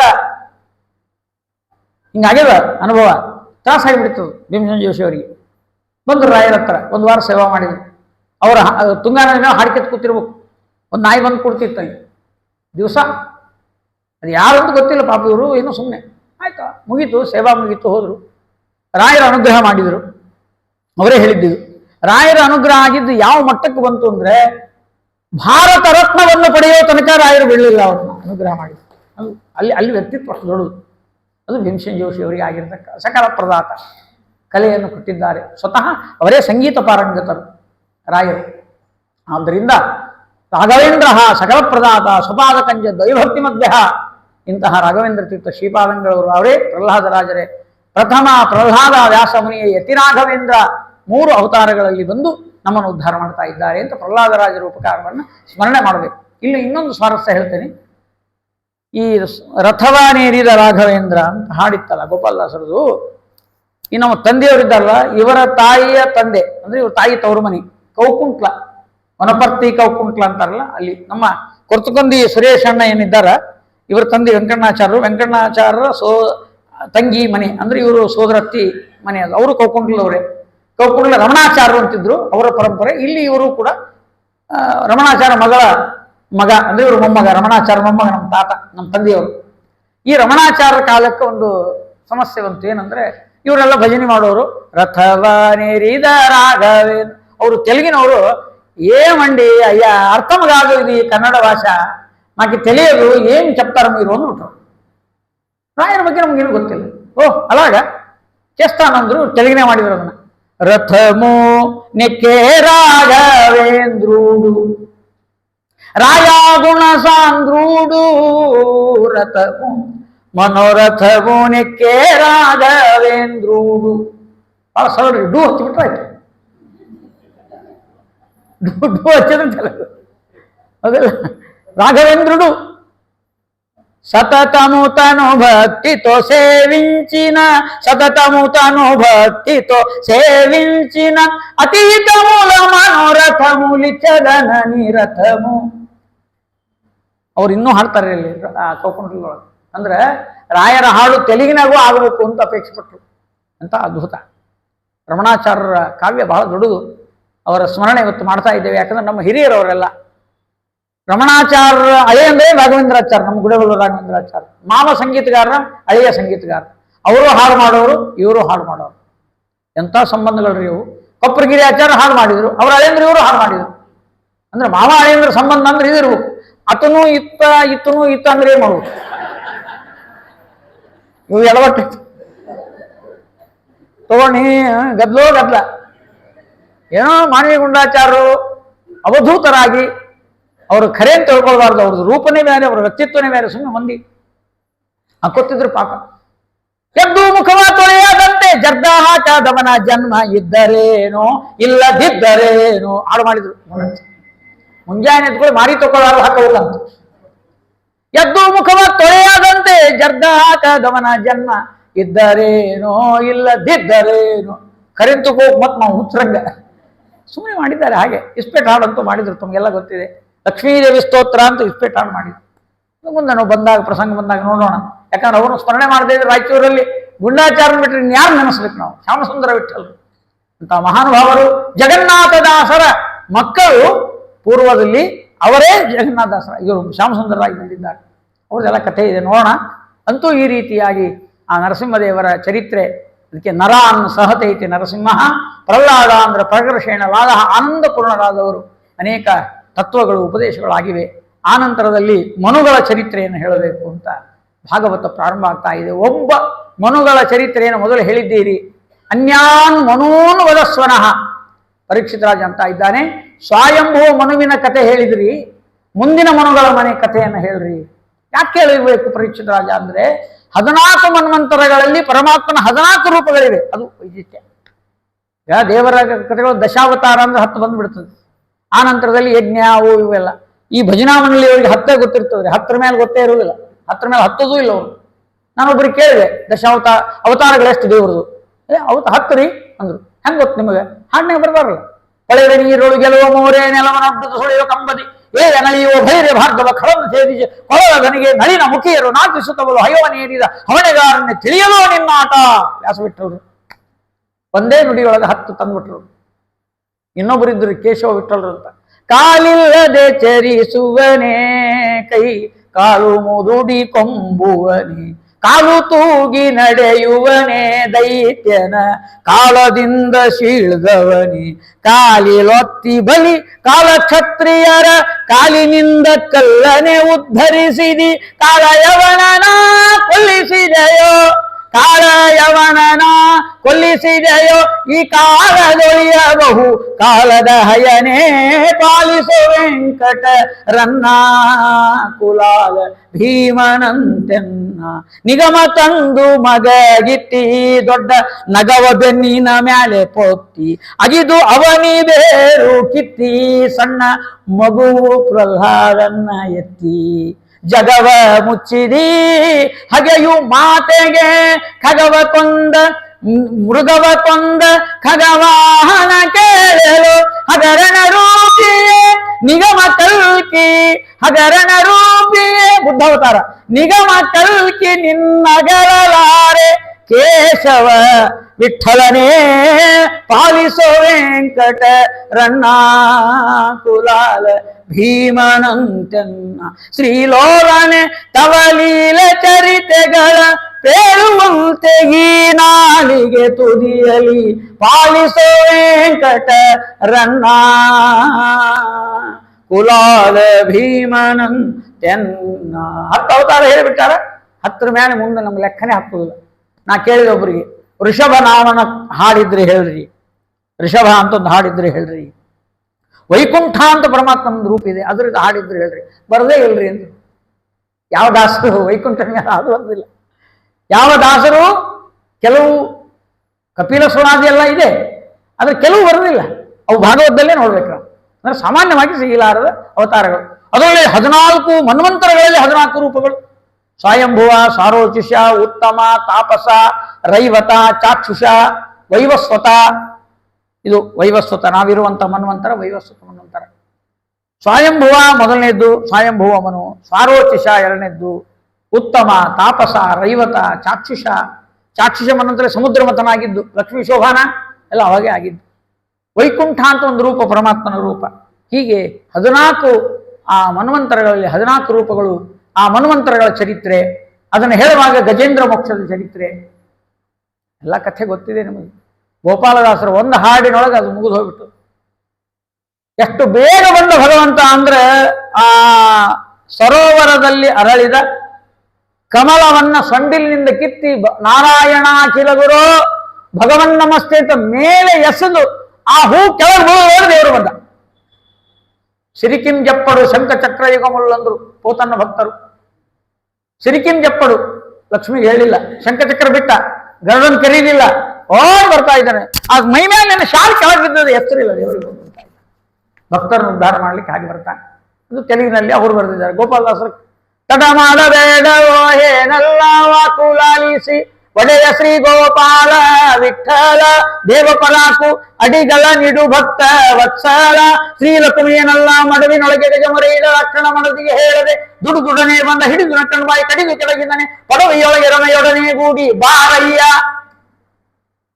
ಅವತ್ತು ಬಂದದ್ದಲ್ಲ, ಇವತ್ತು ನಮ್ಮ ಗಾಜಿಗಾರಪೇಟೆಗೆ ಬಾರಯ್ಯ, ಇಲ್ಲಿದ್ದ ರಾಯಚೂರು ಮಂದಿಗೆಲ್ಲ ಬಾರಯ್ಯ, ಒಳಗೆ ಬಾರಯ್ಯ.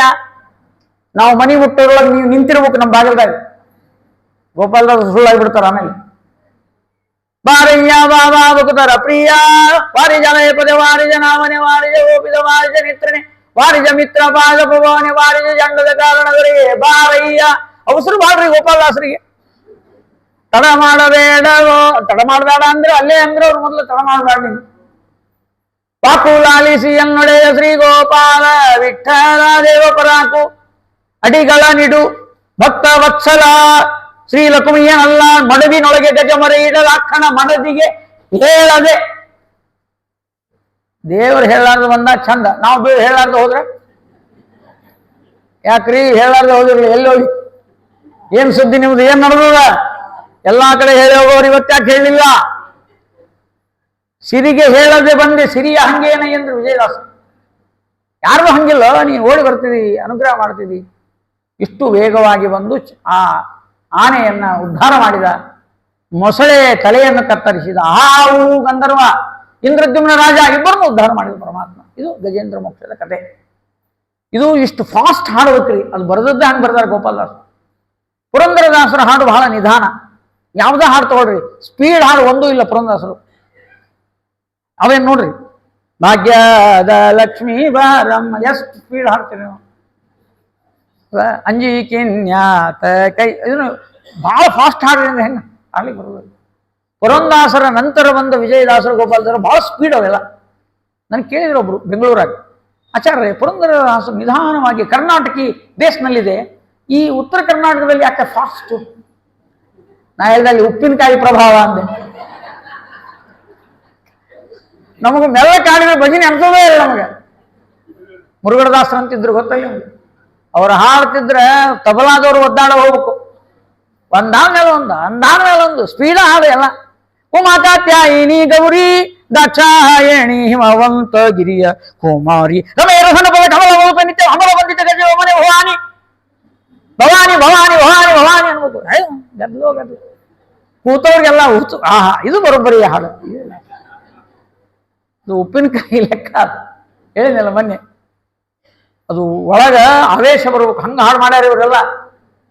ಒಬ್ಬಕ್ಕಿ ಕರ್ನಾಟಕ ಸಂಗೀತಕ್ಕೆ ಹಾಡ್ಲಿಕ್ಕತ್ತಿದ್ಲು, ಬಾರಯ್ಯ ಬಾಬಾ ತರಫಿ ಮಡುವಿನೊಳಗೆ ಗಜ ಮೊರೆ ಇಡಲಾಕ್ಷಣ ಮಡದಿಗೆ ಹೇಳದೆ. ನಾ ಹೋಗಿ ಹೇಳಿದೆ, ಆನಿ ಸತ್ತು ಹೋಗಿರ್ತದ. ನಾನು ಯಾವಾಗ ಬರ್ಬೇಕು, ಯಾವಾಗ ಹೊಡಿಬೇಕು, ಯಾವಾಗ ಉದ್ಧಾರ ಆಗ್ಬೇಕು? ಅಯ್ಯೋ ಹೇಗೆ ಅನ್ಲು, ನಿಮ್ಗೆ ಅರ್ಥ ಆಗಲ್ಲ ಬಿಡ್ರಿ, ಅದು ನಮ್ಮ ರಾಯಚೂರಿಗೆ ಬರೋಬ್ಬರಿ. ಅದು ಇಷ್ಟು ಫಾಸ್ಟ್, ಇಷ್ಟು ವೇಗ, ನಮ್ಗೆ ಎಷ್ಟು ಕರೆದ್ರೂ ಕಡಿಮೆ ಆ ದೇವರನ್ನ. ಹಾಗೆ ಬಂದಿದ್ದಾನೆ ಭಗವಂತ, ಅನುಗ್ರಹ ಮಾಡಿದ. ಈ ಗಜೇಂದ್ರ ಮೋಕ್ಷದ ಕಥೆ ಯಾರು ಕೇಳ್ತಿರಲ್ಲ, ಕೇಳಿರಲ್ಲ ನಾವೆಲ್ಲ. ಅಂತ್ಯಕಾಲದಲ್ಲಿ ಭಗವಂತನ ನಾಮಸ್ಮರಣೆ ಬರುವ ಭಾಗ್ಯ ಈ ಕಥೆ ಕೇಳಿದವರಿಗೆ ಬರ್ತದೆ. ಅವಾಗೆಲ್ಲ ಎಚ್ಚರವಾಗಿದ್ದು ನಾರಾಯಣ ಅನ್ನೋದು ಆ ಭಗವಂತನ ಪಾದ ಸೇರುವಂತಹ ಭಾಗ್ಯ ಸಿಗ್ತಾ ಇದ್ದ. ಗಜೇಂದ್ರ ಮೋಕ್ಷದ ಕಥೆ ಹೇಳಿದ್ರು. ಆಗ ಬಂದ ದೇವರ ರೂಪ ಹರಿರೂಪ ಅಂತ. ಆ ನಂತರದಲ್ಲಿ ಸಮುದ್ರ ಮಥನದ ನಡೀತಾ ಇದೆ. ಅಲ್ಲಿ ಸಮುದ್ರ ಮಥನದಲ್ಲಿ ಕೂರ್ಮ ರೂಪನಾದ ಭಗವಂತ ಬಂದ. ಮತ್ತೆ ಅಜಿತ ನಾಮಕ ಪರಮಾತ್ಮ ಬಂದು ಸಮುದ್ರ ಮಥನ ಮಾಡಿಸಿದ. ಲಕ್ಷ್ಮೀದೇವಿ ಬಂದಿದ್ದಾಳೆ, ಮಾಲೆ ಹಾಕಿದ್ಲು, ಮುಕುಂದನೇ ಪತಿ ಎಂದು ಮಾಲೆ ಹಾಕಿದ್ರು. ಲಕ್ಷ್ಮೀ ಸ್ವಯಂವರ ಆಗಿ ಹೋಯ್ತು, ಲಕ್ಷ್ಮೀ ಶೋಭಾ. ಅಲ್ಲಿ ಅಮೃತ ಬಂತು. ಆ ಅಮೃತವನ್ನ ಮೋಹಿನಿ ರೂಪದಿಂದ, ಏನು ಆ ಚಂದ ಮೋಹಿನಿ ರೂಪ, ಅಮೃತವನ್ನು ಹಂಚಿದ್ದಾಳೆ. ಈ ದೇವತೆಗಳೆಲ್ಲ ಒಂದ್ ಕಡೆ ಕೂತಿದ್ರು, ದೈತ್ಯರೆಲ್ಲ ಒಂದ್ ಕಡೆ ಕೂತಿದ್ರು. ಬರೇ ಕಣ್ಣು ಸನ್ನೆ ಮಾಡಿದ್ರೆ ಹೇಳಿದಂಗೆ ಕೇಳಿ ಕತ್ಬಿಟ್ರು. ಅಷ್ಟು ಹುಚ್ಚಾಗಿದ್ರು ಈಗಿನ ರೂಪಕ್ಕೆ. ಅವು ದೈತ್ಯರಿಗೆ ಹಿಂಗೆ ಅಂದ್ಕೊಂಡು ಟಂಗ್ ಅಂತ ಕೂತಬಿಟ್ರು. ನೀನು ಕೊಟ್ಟಾರ ಕೊಡು, ನೀನರ ಕುಡಿ, ಏನಾರ ಮಾಡು, ನೀನು ನೋಡಿದ್ವಲ್ಲ ಅದೇ ಆನಂದ ಅನ್ನೋ ಕೂತ್ಬಿಟ್ಟು. ಈ ಹೆಣ್ಣು ಸೌಂದರ್ಯ ಮೋಹ ಮಾಡ್ತದ ಅನ್ನೋದಕ್ಕೆ ಮೊಟ್ಟ ಮೊದಲನೇದೇ ಭಗವಂತನ ರೂಪ. ಅದಕ್ಕೆ ಅವನ ಹೆಸರು ಮೋಹಿನಿ. ಹೆಸರು ಬೇರೆ ಇಡ್ಲಿಕ್ಕೆ ಬರ್ತಿದ್ದಿಲ್ಲ ಏನ್ರಿ, ಮೋಹಿನಿ ಅಂತ ಇಟ್ಟು. ಕೆಲವೊಮ್ಮೆ ಇಡ್ಬೇಕಾದ್ರೆ ನೋಡಿ ಇಡ್ಬೇಕ್ರಿ. ಶ್ವೇತಾ ಅಂತ ಹೆಸರು ಇಟ್ಟಿರ್ತಾರೆ, ಕರ್ರಗಿರ್ತಾಳೆ. ಏನ್ ಮಾಡ್ತಾವ ಹೆಸರ ಶ್ವೇತ, ಗಂಗಾಬಾಯಿ, ಯಮುನಾಬಾಯಿ, ಗೋದಾವರಿ ಬಾಯಿ, ಕೃಷ್ಣಾಬಾಯಿ 4 ಮಂದಿ ಬಾಯಿ ಅಂದ್ರು. ನಳ ತಿರುಗಿಸ್ರೆ ಒಂದು ಹನಿ ನೀರಿಲ್ಲ. ಈ ಬಾಯಿ ತಗೊಂಡು ಏನು ಮಾಡ್ಬೇಕು? ಬರೇ ಬಾಯಿ ಅಷ್ಟ, ನೀರಿಲ್ಲೇ ಇಲ್ಲ. ಹಿಂಗಾಗ್ಬಿಡ್ತಾವ್ರಿ ನಮಗೆಲ್ಲ. ಅಲ್ಲಿ ದೇವರ ಹಂಗಲ್ಲ, ಮೋಹಿನಿ ಅಂದ್ರೆ ಎಲ್ಲರನ್ನು ಮರಳು ಮಾಡಿಬಿಟ್ಟ. ಅಮೃತ ಹಂಚಿದ, ದೇವತೆಗಳಿಗೆ ಹಂಚಿದ, ದೈತ್ಯರಿಗೆ ಕಣ್ಣು ಬರ್ಸ್ಬಿಟ್ಟ. ಮುಗಿದು ಏನು ಇಲ್ಲೇ ಇಲ್ಲ, ಹೋಗ್ರಿ. ಅನ್ಯಾಯ ಅಲ್ಲೇನ್ರಿ ಇದು ಮಾಡಿದ್ದು ದೇವರು? ಅನ್ಯಾಯ ಮಾಡಬಾರ್ದಲ್ಲ, ಹಿಂಗೆ ದೇವರು ಹಿಂಗೆ ಮಾಡಬಾರ್ದು. ಪ್ರಶ್ನೆ ಬರ್ತದೆ ಎಲ್ಲರಿಗೆ, ಉತ್ತರ ಇಷ್ಟೇ. ಈ ದೇವತೆಗಳು ಸಮುದ್ರ ಮಂಥನ ಮಾಡುವಾಗ ದೇವರ ಸ್ಮರಣೆ ಮಾಡಿದ್ದಾರೆ. ದೇವರಿಂದೇ ಆಗಿದ್ದು, ದೇವರೇ ಮಾಡಿಸಿದ್ದು ಅಂತ ಮಾಡಿದ್ರು. ವಿಷ್ಣು ಪ್ರೇರಣೆಯ ಶ್ರೀ ವಿಷ್ಣು ಪ್ರೀತ್ಯರ್ಥ. ಇವರು ಹಂಗೆ ಅನ್ನಲಿಲ್ಲ, ದೈತ್ಯರು ಯಾರೂ ಸಂಕಲ್ಪ ಮಾಡಲಿಲ್ಲ. ಅದಕ್ಕೆ ಸಂಕಲ್ಪ ಬಹಳ ಮುಖ್ಯ. ಸಂಕಲ್ಪ ಬಹಳ ಮುಖ್ಯ. ನಾವು ಇಲ್ಲಿ ಬಂದು ಕೇಳಿಕತ್ತೀವಲ್ಲ, ಕಿವಿ ಕೊಟ್ಟ ದೇವರು, ಏನು ಪುಣ್ಯ, ದೇವರು ನಮ್ಮ ಕಿವಿ ಕೊಟ್ಟ ಅಂತ ಪುರಾಣ ಕೇಳ್ತೀವಿ ಅಂತ ನೀವು ಅನ್ಬೇಕು. ನನಗೆ ವದನ ಕೊಟ್ಟಿದ್ದಾನೆ, ನಾಲಿಗೆ ಕೊಟ್ಟಿದ್ದಾನೆ, ಭಗವಂತ ಪ್ರವಚನ ಮಾಡ್ತೇನೆ, ಇದು ದೇವರಿಗೆ ಸೇವೆ ಅಂತ ನಾವು ಮಾಡಬೇಕೆ ಹೊರತು ಅದನ್ನು ಅಹಂಕಾರದಿಂದ ಹೇಳಬಾರ್ದು. ಅದಕ್ಕಾಗಿ ರಥ ಎಳೆಯುವ ಮುಂದಾಗ ಗೋವಿಂದ ಗೋವಿಂದ ಗೋವಿಂದ ಅಂತೀವಿಲ್ಲ. ಯಾಕೆ ಅನ್ಬೇಕು? ಗೋವಿಂದ ಅಂದೇ ಇದ್ರು ರಥ ಬರ್ತದಿಲ್ಲ. ನೀವು ಗೋವಿಂದ ಅನ್ಬೇಡ್ರಪ್ಪ, ಎಲ್ಲರೂ ಕೂಡಿ ಎಳೀರಿ, ಬರ್ತದಿಲ್ಲ ರಥ. ಮತ್ ಗೋವಿಂದ ಅಂತಂದು ಯಾಕೆ ಇಳಿಬೇಕು ಅಂದ್ರೆ, ಒಳಗ್ ಕೂತವನು ಗೋವಿಂದ, ನಮ್ಮೊಳಗೂ ಗೋವಿಂದ ಇದ್ದುಕೊಂಡು ತನ್ನ ರಥ ತಾನೇ ಎಳ್ಕೊಳ್ಳಿಗತ್ತಾನ. ಈ ರಥೋತ್ಸವ ಜಾತ್ರೆ ನಡೆಯೋದು ನಾವಲ್ಲ, ಮಾಡಿದ್ದು ನಾವಲ್ಲ. ಆ ಜಾತ್ರೆ ಮಾಡುವವನು ಭಗವಂತ ತಾನೇ ಮಾಡಿಸ್ಕೊಳ್ತಾನೆ. ಅಲ್ಲಿ ಕೂತಾನೆ, ಇಲ್ಲಿ ನಮ್ಮೊಳಗಿದ್ದುಕೊಂಡು ಎಳಿತಾ ಇದ್ದಾನೆ. ಅಂತ ಗೋವಿಂದನೇ ಮಾಡಿದ್ದಾನೆ, ಗೋವಿಂದನೇ ಮಾಡಿದ್ದಾನೆ ಅಂತ ಗೋವಿಂದ ಗೋವಿಂದ ಅನ್ಕೋತಾ ಇದ್ದೀವಿ. ದೇವತೆಗಳೆಲ್ಲ ಹಂಗೆ ಮಾಡಿದ್ರು. ಇವ್ರು ಹಂಗಲ್ಲ, ಈ ದೈತ್ಯರೆಲ್ಲ. ಈ KEB ಅವರು ಕಂಬ ಎತ್ತಿರ್ತಾರೆ ನೋಡ್ರಿ, ಕಾರ್ ಪುಡಿ ಐಸಾ, ಕಡಲೆ ಪುಡಿ ಐಸಾ, ದೇವ್ರ ಹೆಸರು ಅಂತಾರಲ್ಲ ಅವರು. ಕಂಬ ಎತ್ತಬೇಕು, ಮತ್ತೆ ಏನಾದ್ರು ಧ್ವನಿ ಮಾಡ್ಬೇಕಲ್ಲ. ಅವ್ರು ಗೋವಿಂದ ನಾರಾಯಣ ಗೊತ್ತೇ ಇಲ್ಲ ಪಾಪ. ಅವಕ್ಕ ಕಡ್ಲಿ ಪುಡಿ ಐಸಾ ಎತ್ತ ಅಂದ್ರು. ಎತ್ತು ದೀಪ ನಮಗ ಒಬ್ಬರೇ ಎತ್ತಿದಟ್ಟ ಅವರಿಗೆ. ಏನಾಯ್ತು? ದೈತ್ಯರು ಯಾರೂ ದೇವರ ಸ್ಮರಣೆ ಮಾಡದೇ ಇದ್ದದ್ದಕ್ಕಾಗಿ ಶ್ರಮ ಪಟ್ಟರೂ ಅಮೃತ ಸಿಗಲಿಲ್ಲ. ನಾವು ಕೂಡ ಹಾಗೇನೆ. ನಾವು ದೇವರ ಚಿಂತನೆ ಇಲ್ಲದೆ ಮಾಡಿದ್ವಿ ಅಂತಂದ್ರೆ ಅದು ಸಾಧನ ಅಲ್ಲ. ನಾಥ ಬಂದು ಗೋಪಾಲ ವಿಠಲರೇಯ, ಎನ್ನ ಭಾಗ್ಯದ ವೈದ್ಯ ನೀನೆಯಾದಿ. ಅನಾದಿ ಕಾಲದ ಭವರೋಗ ಕಳೆಯ, ನಾನೆಂದಿಗೂ ಮರೆಯೇ ನೀ ಮಾಡಿದುಪಕಾರ. ಅವರೋಗವು ಎನಗೆ ದೇವಧನ್ವಂತ್ರಿ. ನಮಗೊಂದು ರೋಗ ಇದೆ, ದೇವರನ್ನು ಮರೆತು ಬಿಡುವ ರೋಗ. ಮರೆ ರೋಗ ಅಂತ ನೋಡ್ರಿ, ಮರುವಿನ ರೋಗ. ಯಾರ್ದು? ದೇವರನ್ನೇ ಮರೆತು ಬಿಟ್ಟಿದ್ದೇವೆ. ಎಲ್ಲ ಕ್ಷಣಗಳಲ್ಲಿ ದೇವರ ಚಿಂತನೆ ಮಾಡಬೇಕು ಅಂತ ತಲೆಯಲ್ಲಿ ಬರೋದೇ. ರಾಯಚೂರು ಬಸ್ ಸ್ಟ್ಯಾಂಡ್ನೊಳಗೆ ಎಲೆ ಅಡಿಕೆ ಹಾಕ್ಕೊಳ್ಳೋ ಚಟ ಇದ್ದವ್ರು ಬಂದ್ರು ಇಬ್ರು ಬ್ರಾಹ್ಮಣರ. ಇವು ಎಲೆ ಅಡಿಕೆ ಇಲ್ಲೇ ಇಲ್ಲ ಕೈಯಾಗ, ಏನು ಮಾಡ್ಬೇಕು? ಅವ ಎದುರಿಗೆ ಒಬ್ಬ ಹಾಕ್ಕೊಳ್ಕತ್ತಿದ್ದ. ಏನ್ರಿ ಸ್ವಲ್ಪ ನಮಗೂ ಅಡಿಕೆ ಚಟ ಅದ, ನೀವು ಯಾವ್ರವ್ರು? ಏನೋ ಕುಲ್ಕರ್ಣ್ರಿ, ಕೊಡ್ರಿ ನಮಗೊಂಚೂರು ಕೊಡ್ರಿ. ಇಬ್ರು ಎಲೆ ಅಡಿಕೆ ತಿಂದ್ರು ಪಾಪ, ಆನಂದವಾಗಿ ಹಾಕ್ಕೊಂಡ್ರು. ಅದು ಅಭ್ಯಾಸ ಇದ್ದವ್ರಿಗೆ ಗೊತ್ತದು ಎಷ್ಟು ತ್ರಾಸ. ಅಲ್ಲಿ ಬೆಂಗಳೂರು ಬೆಟ್ಟ ಅದು, ನಿಮ್ಮನ್ನೆಲ್ಲ ನೋಡಿರಲ್ಲ ಅಂದ. ಎಲ್ಲಿ ನೋಡಿ? ರಾಯಚೂರಾಗಿ ಎಲೆ ಅಡಿಕೆ ತಿಂದಿಲ್ಲ ಇಬ್ರು ಕೂಡಿ. ಹೌದು ನೋಡ್ರಿ, ಬರ್ರಿ ಇನ್ನೊಮ್ಮೆ ಹಾಕೊಂಬೋಣ ಅಂತ ಪಾಪ ಬೆಂಗಳೂರಾಗ ಹಾಕೊಂಡ್ರು. ಎಲೆ ಅಡಿಕೆ ಕೊಟ್ಟವನ್ ನೆನಪಾಯ್ತು. ಎಲೆ ಅಡಿಕೆ ತಿನ್ಲಿಕ್ಕೆ ಹಲ್ಲು ಕೊಟ್ಟನಲ್ಲ ನಾರಾಯಣ, ಒಂದ್ ದಿವ್ಸನೂ ನೆನಪಾಗ್ಲಿಲ್ಲ. ಚಕ್ಲಿ ತಿನ್ನೋ ಮುಂದೆ ಚಕ್ಲಿ ಕೊಟ್ಟವ್ರು ನೆನಪಾಗ್ತದ, ಹಲ್ಲು ಇದನ್ನ ಸೃಷ್ಟಿ ಮಾಡಿದ್ದಿಲ್ಲ ಅಂದ್ರೆ ನಾವು ಏನ್ ತಿಂತೀವ್ರಿ? ಇದನ್ನ ಹೇಳಿದ್ರೆ ಯಾರು ಗೊತ್ತೇನು? ಕೊಪ್ಪರದ ವೆಂಕಟರಮಣ ಮಾಮ ಅವರು ಉದಾಹರಣೆ, ಅವ್ರ ಪುರಾಣದಾಗಿಂದ ಕೇಳಿದ್ದು ಎಷ್ಟು ಚಂದ ಉದಾಹರಣೆ ಅಂದ್ರೆ, ಪ್ರತಿ ಕ್ಷಣದಲ್ಲಿ ದೇವರ ಸ್ಮರಣೆ ಮಾಡಬೇಕಲ್ಲ, ಅದು ನೆನಪಾಗೋದಿಲ್ಲ. ಆ ಮರೆವು ಅಂತ ಏನದು ರೋಗ, ಅದು ಹೋಗಬೇಕು, ಭಗವಂತನ ನೆನಪಾಗಬೇಕು ಅನ್ನುವ ಅರ್ಥವನ್ನ ಈ ಸಮುದ್ರ ಮಂಥನ ಕಾಲದಲ್ಲಿ ಅದ್ಭುತವಾಗಿ ಹೇಳಿದ್ದಾರೆ. ಅಮೃತವನ್ನ ನಾವು ಪಡೆಯಬೇಕಾದ್ರೆ ದೇವರ ಅನುಗ್ರಹವೇ ಅಮೃತ, ಮತ್ತೇನು ಬೇಕಾಗಿಲ್ಲ. ಅಂತಹ ಅದ್ಭುತವಾದ ಚರಿತ್ರೆಯನ್ನ ಇಲ್ಲಿ ವರ್ಣನೆ ಮಾಡಿದರು. ಆ ನಂತರದಲ್ಲಿ ಬಲಿಚಕ್ರವರ್ತಿಯ ಕಥೆಯಲ್ಲಿ ಬರ್ತಾ ಇದೆ. ವಾಮನ ದೇವರು, ತ್ರಿವಿಕ್ರಮ ದೇವರ ಚರಿತ್ರೆ. ಆ ನಂತರದಲ್ಲಿ ಮುಂದೆ ಸೂರ್ಯವಂಶ ವರ್ಣನೆ, 9ನೇ ಸ್ಕಂದದಲ್ಲಿ ಸೂರ್ಯವಂಶ ವರ್ಣನೆ, ಚಂದ್ರವಂಶ ವರ್ಣನೆ, ನಂತರ ಕೃಷ್ಣಾವತಾರ, ಇದೆಲ್ಲ ಬರ್ತಾ ಇದೆ. ನಾವು ಅದನ್ನ ನೋಡೋಣ. ಈ ರೀತಿಯಾಗಿ ಆ ಅಷ್ಟಮ ಸ್ಕಂದದಲ್ಲಿ ಅನೇಕ ಆ ರೀತಿಯಾಗಿರ್ತಕ್ಕಂಥ ಅವತಾರಗಳ ವಿಸ್ತಾರವಾದ ವರ್ಣನೆ ನಾವೆಲ್ಲ ಕೇಳಿದಾಗ ನಮ್ಮ ಜನ್ಮ ಪಾವನವಾಗ್ತಾ ಇದೆ. ಅಂಬರೀಷ ಮಹಾರಾಜ ಏಕಾದಶಿ ಮಾಡಿದಂತೆ ನಾವೆಲ್ಲರೂ ಕೂಡ ಏಕಾದಶಿ ಉಪವಾಸ ಇರೋದು ಒಂದು ಭಾಗ, ಭಗವಂತನ ಚಿಂತನೆಯೇ ಇನ್ನೊಂದು ಉಪವಾಸ. ಅದು ಕೂಡ ಭಗವಂತನ ವಿಧಿ ನಿಷೇಧಗಳು. ಒಮ್ಮೊಮ್ಮೆ ಅನಾರೋಗ್ಯದಿಂದ ನಾವು ಆಹಾರಗಳನ್ನು ತಗೊಂಡಿರಬಹುದು, ಆದರೆ ಅದನ್ನು ಕ್ಷಮೆ ಮಾಡುವ ದೊಡ್ಡ ಗುಣ ದೇವರಲ್ಲಿದೆ.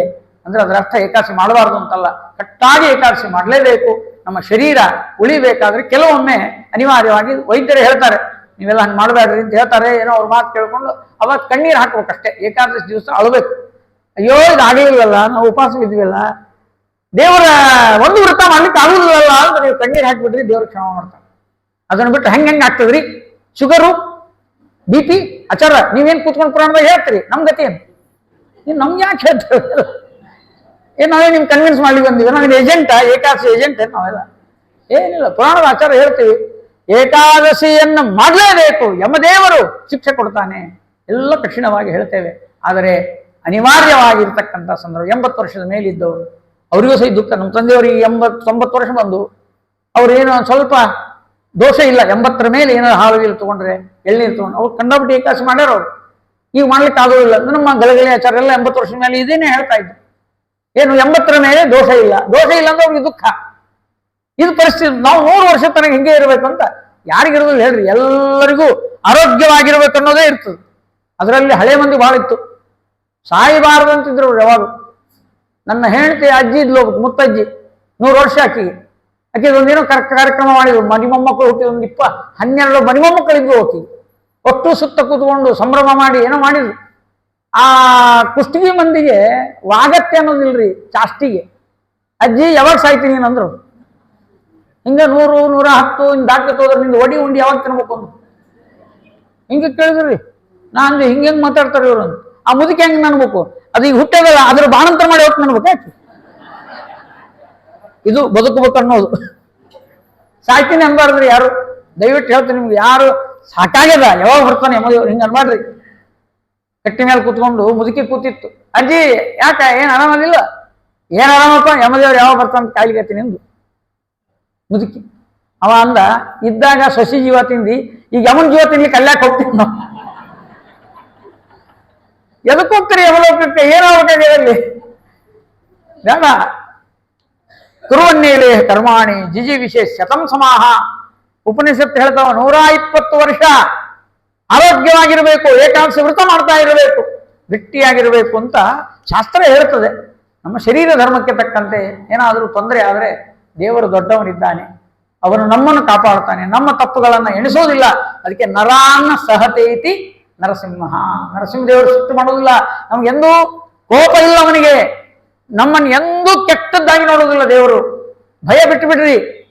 ಆ ಭಯವಿಲ್ಲದೆ ಭಗವಂತನ ಚಿಂತನೆ ಮಾಡಬೇಕು.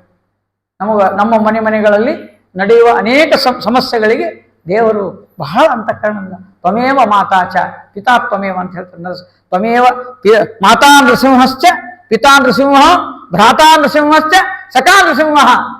ನರಸಿಂಹದೇವರಿಗೆ ಮಾತಾ ಅಂದಾರ. ತಾಯಿಗಿಂತ ಯಾರು ಒಳ್ಳೆಯವರು ಜಗತ್ತಿನಲ್ಲಿ? ನರಸಿಂಹದೇವರು ತಾಯಿಗಿಂತ ದೊಡ್ಡವರು. ಇನ್ನು ತಾಯಿ ಒಮ್ಮೊಮ್ಮೆ ಎಡವಟ್ಟು ಮಾಡಬಹುದು, ನರಸಿಂಹದೇವರು ಎಂದೂ ನಮ್ಮನ್ನು ಬಿಡುವುದಿಲ್ಲ.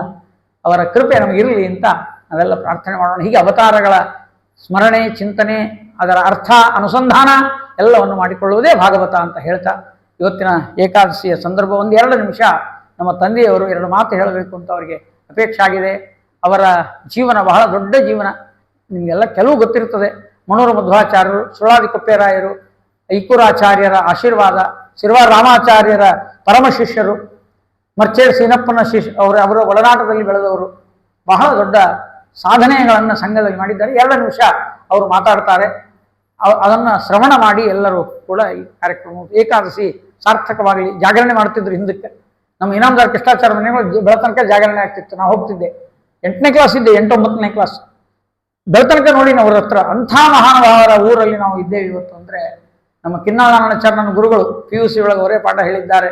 ಅವರಿಗೂ ಕೂಡ ಇವತ್ತು ಏಕಾದಶಿ ಗುರುಗಳ ಪಾದಕ್ಕೆ ನಮಸ್ಕಾರ ಮಾಡ್ತಾ ಅವರನ್ನು ಯಾವಾಗಲೂ ಕೂಡ ನಾವು ನೆನೆಸ್ತಾ ಇರ್ತೀವಿ. ಕಿನ್ನಾಳ ನಾರಾಯಣಾಚಾರ್ಯರು ಹೀಗೆ ಎಂಥವರ ದೊಡ್ಡವರ ಸಹವಾಸದಲ್ಲಿ ಬಂದಿದೆ, ಇದೇ ಪುಣ್ಯ ನಮಗೆ ಅಂತ ಹೇಳ್ತಾ 2 ನಿಮಿಷ ಅವರು ಮಾತಾಡ್ತಾರೆ. ಶಾರು ಎಲ್ಲರೂ ಶಾಂತದಿಂದ ಕೇಳಿ ಈ ಮುಂದಿನ ನಾಳೆ ಒಂದು ಕಾರ್ಯಕ್ರಮಕ್ಕೆ ಹೋಗೋಣ. ಶ್ರೀಕೃಷ್ಣಾರ್ಪಣ ಮಸ್ತು. ಕೊಡಿ.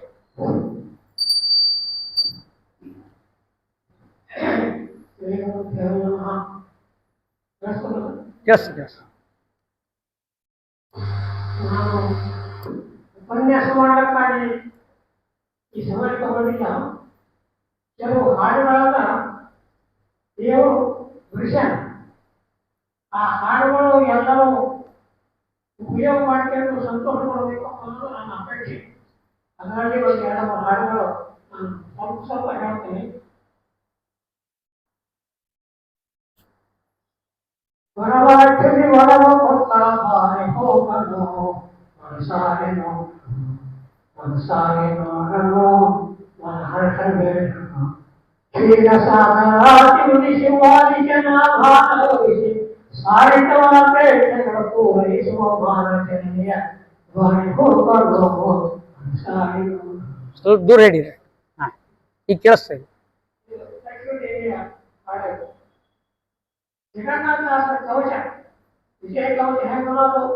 ಜಗನ್ನಾಥದಾಸರ ಕವಚ ಪ್ರತಿಸಿ ಪ್ರತಿಸಿರೋ ಘೋರಂ ವಿಜಯ ತೆಗೆಸಿರೋ ಸುಜನಾಮುನಿ ಚಂದ್ರ ಜಗನ್ನಾಥದಾಸರ ಪಲ್ಲಾದನಗ ಸಂಹಾರಾತ್ತರ ವಲ್ಲಿದ ಶಲ್ಯರಿಸಿ ಜಗದಿವೇಂದ್ರ ದೇವಮೌಳಿ ದಾಸರಲ್ಲಿ ಜನಿಸಿ ಮಂದರು ಭಾವಿಸವನ ಸೇವೆಗಳಿಗೆ ಕೋರಿದ ಪೂರ ಹೇಳೋದಿಲ್ಲ, ಯಾಕಂದ್ರೆ ಸಮಯ ಬಹಳ ಆಗ್ಯದ. ಸ್ವಲ್ಪ ಸ್ವಲ್ಪ ಒಬ್ಬ ಹಾಡಿನ ರುಚಿ ನೀವು ತೋರಿಸ್. ಸತ್ಯನಾರಾಯಣಿ ಭಕ್ತಿ ಮುಕ್ತಿ ಮಾರುತಿ ಎತ್ತುವೆ ಭಕ್ತವತ್ಸಲ ರಾಮ ಸ್ವಾಮಿಗೆ ನಿತ್ಯಮಂಗಳ ಕಾಣುವೆ. ಸತ್ಯನಾರಾಯಣಿ ಭಕ್ತಿ ಸತ್ಯನಾರಾಯಣ ವ್ರತ ಮಾಡಿದಾಗ ಈ ಹಾಡು ಹಾಡಲಿಕ್ಕೆ ಮಾಡಿದರೆ ಇನ್ನು ವಿಶೇಷವಾಗಿ ಅನುಕೂಲ ಆಗ್ತಕ್ಕಂಥ ಮುಖ್ಯ ಈ ಒಂದು ಹಾಡು ರಚನೆಯಾಗಿರೋದ್ರಿಂದ ಇದು ಎಷ್ಟೋ ಹಾಡುಗಳು ಸುಮಾರು 70 ಹಾಡುಗಳ ರಚನೆ ಆಗ್ಯಾವ. ಅವೆಲ್ಲ ಪುಸ್ತಕ ಪ್ರಿಂಟ್ ಆಗ್ಯದ. ಅಪೇಕ್ಷೆ ಇದ್ದವರು ಆ ಪುಸ್ತಕಗಳನ್ನ ನೀವು ತಗೊಂಡ್ರೆ ಅದನ್ನ ಇವಾಗ ಕೊಡ್ಲಕ್ಕೆ ನಾವು ತಯಾರಿದ್ದೀವಿ ಅಂತ ಹೇಳಿ ಈಗ ಎರಡು ಮಾತನಾಡ್ತಾ ಹೋಗ್ತೀನಿ. ನಮ್ಮ ತಂದೆಯವರು ಮಾಡಿದ ಹಾಡಿನ ಪುಸ್ತಕ ಪ್ರಿಂಟ್ ಇದೆ. ಸ್ವಲ್ಪ ಅನುಕೂಲ ಮಾಡ್ಕೊಂಡು ಅದನ್ನ ಮುಟ್ಟಿಸ್ತೇವೆ ಎಲ್ಲರಿಗೂ ಕೂಡ. ಹರಿವರ್ಷ ಬಂದಿದ್ರೆ ಬರ್ಬೇಕಿಲ್ಲಿ ವೇದಿಕೆಗೆ. ಹರಿವರ್ಷ್ ಜೋಶಿ ಬಂದಿಲ್ಲ,